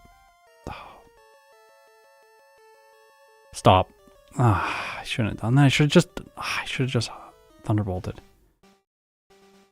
It KOs me if it Hydro Pumps if I have that little health. I have a 50% chance, or I have a less than 50% chance of just attacking because it could Blizzard or Hydro Pump me. So I'm like, Hypnosis is 60%, so that's better, right? But like, then I just get wrecked. Oh, I hate this. I hate Hypnosis.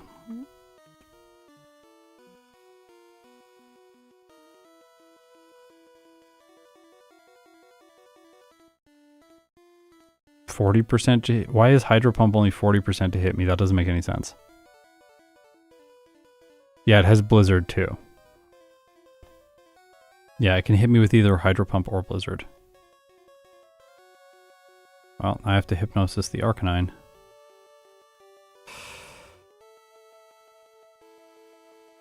No, I do hate Hypnosis. I just, like, every time I'm using Hypnosis, it's because I do think it's the best strategy for the Pokemon that I'm using.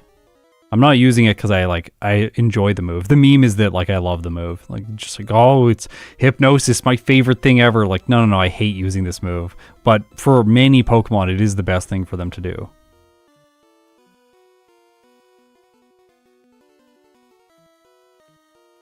Come on.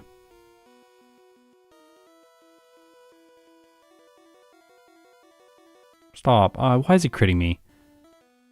Twice?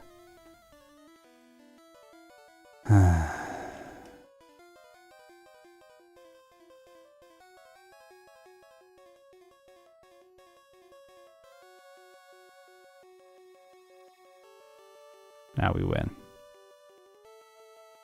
All right.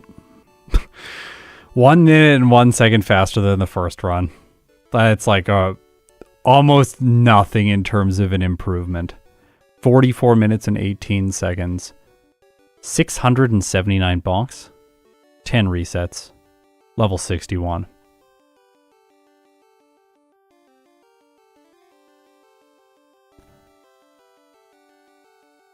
Game time, 2 hours and 39 minutes.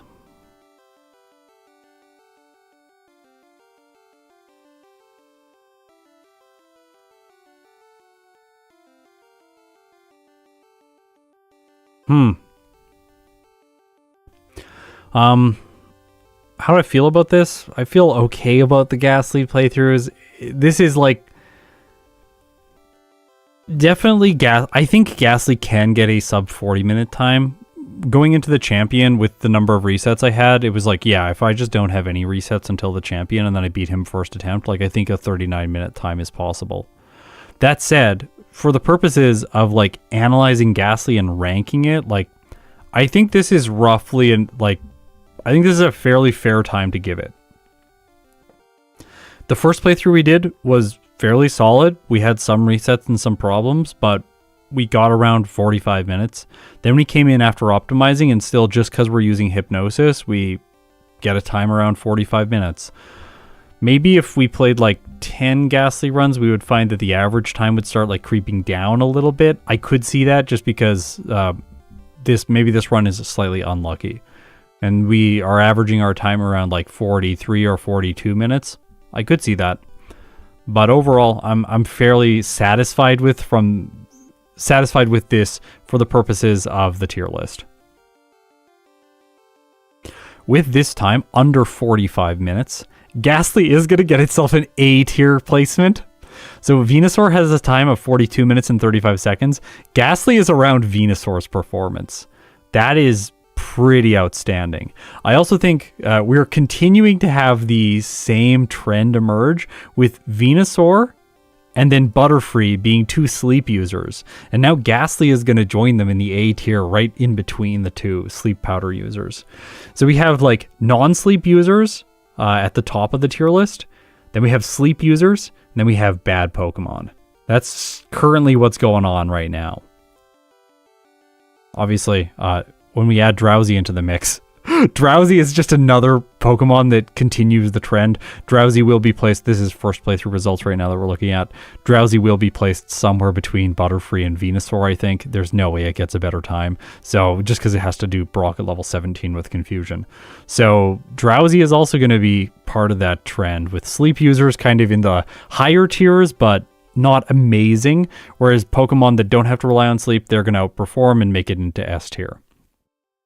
Obviously, we're going to have some sleep users in the S tier like Gengar. I'm sure Haunter is now going to make it into the S tier because it will definitely outperform Gastly. Thanks for watching. Tomorrow we're going to come back and do another sleep user. It's going to be Poliwag in Pokemon Red. I believe that Poliwag is the best first stage Pokemon.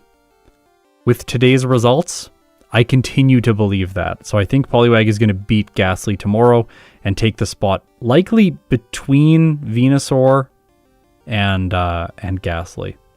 But maybe, just maybe, Poliwag can outperform Venusaur. We're going to see. Okay, thanks for watching. If you've made it this far, you're incredible. I'll see you in my next video.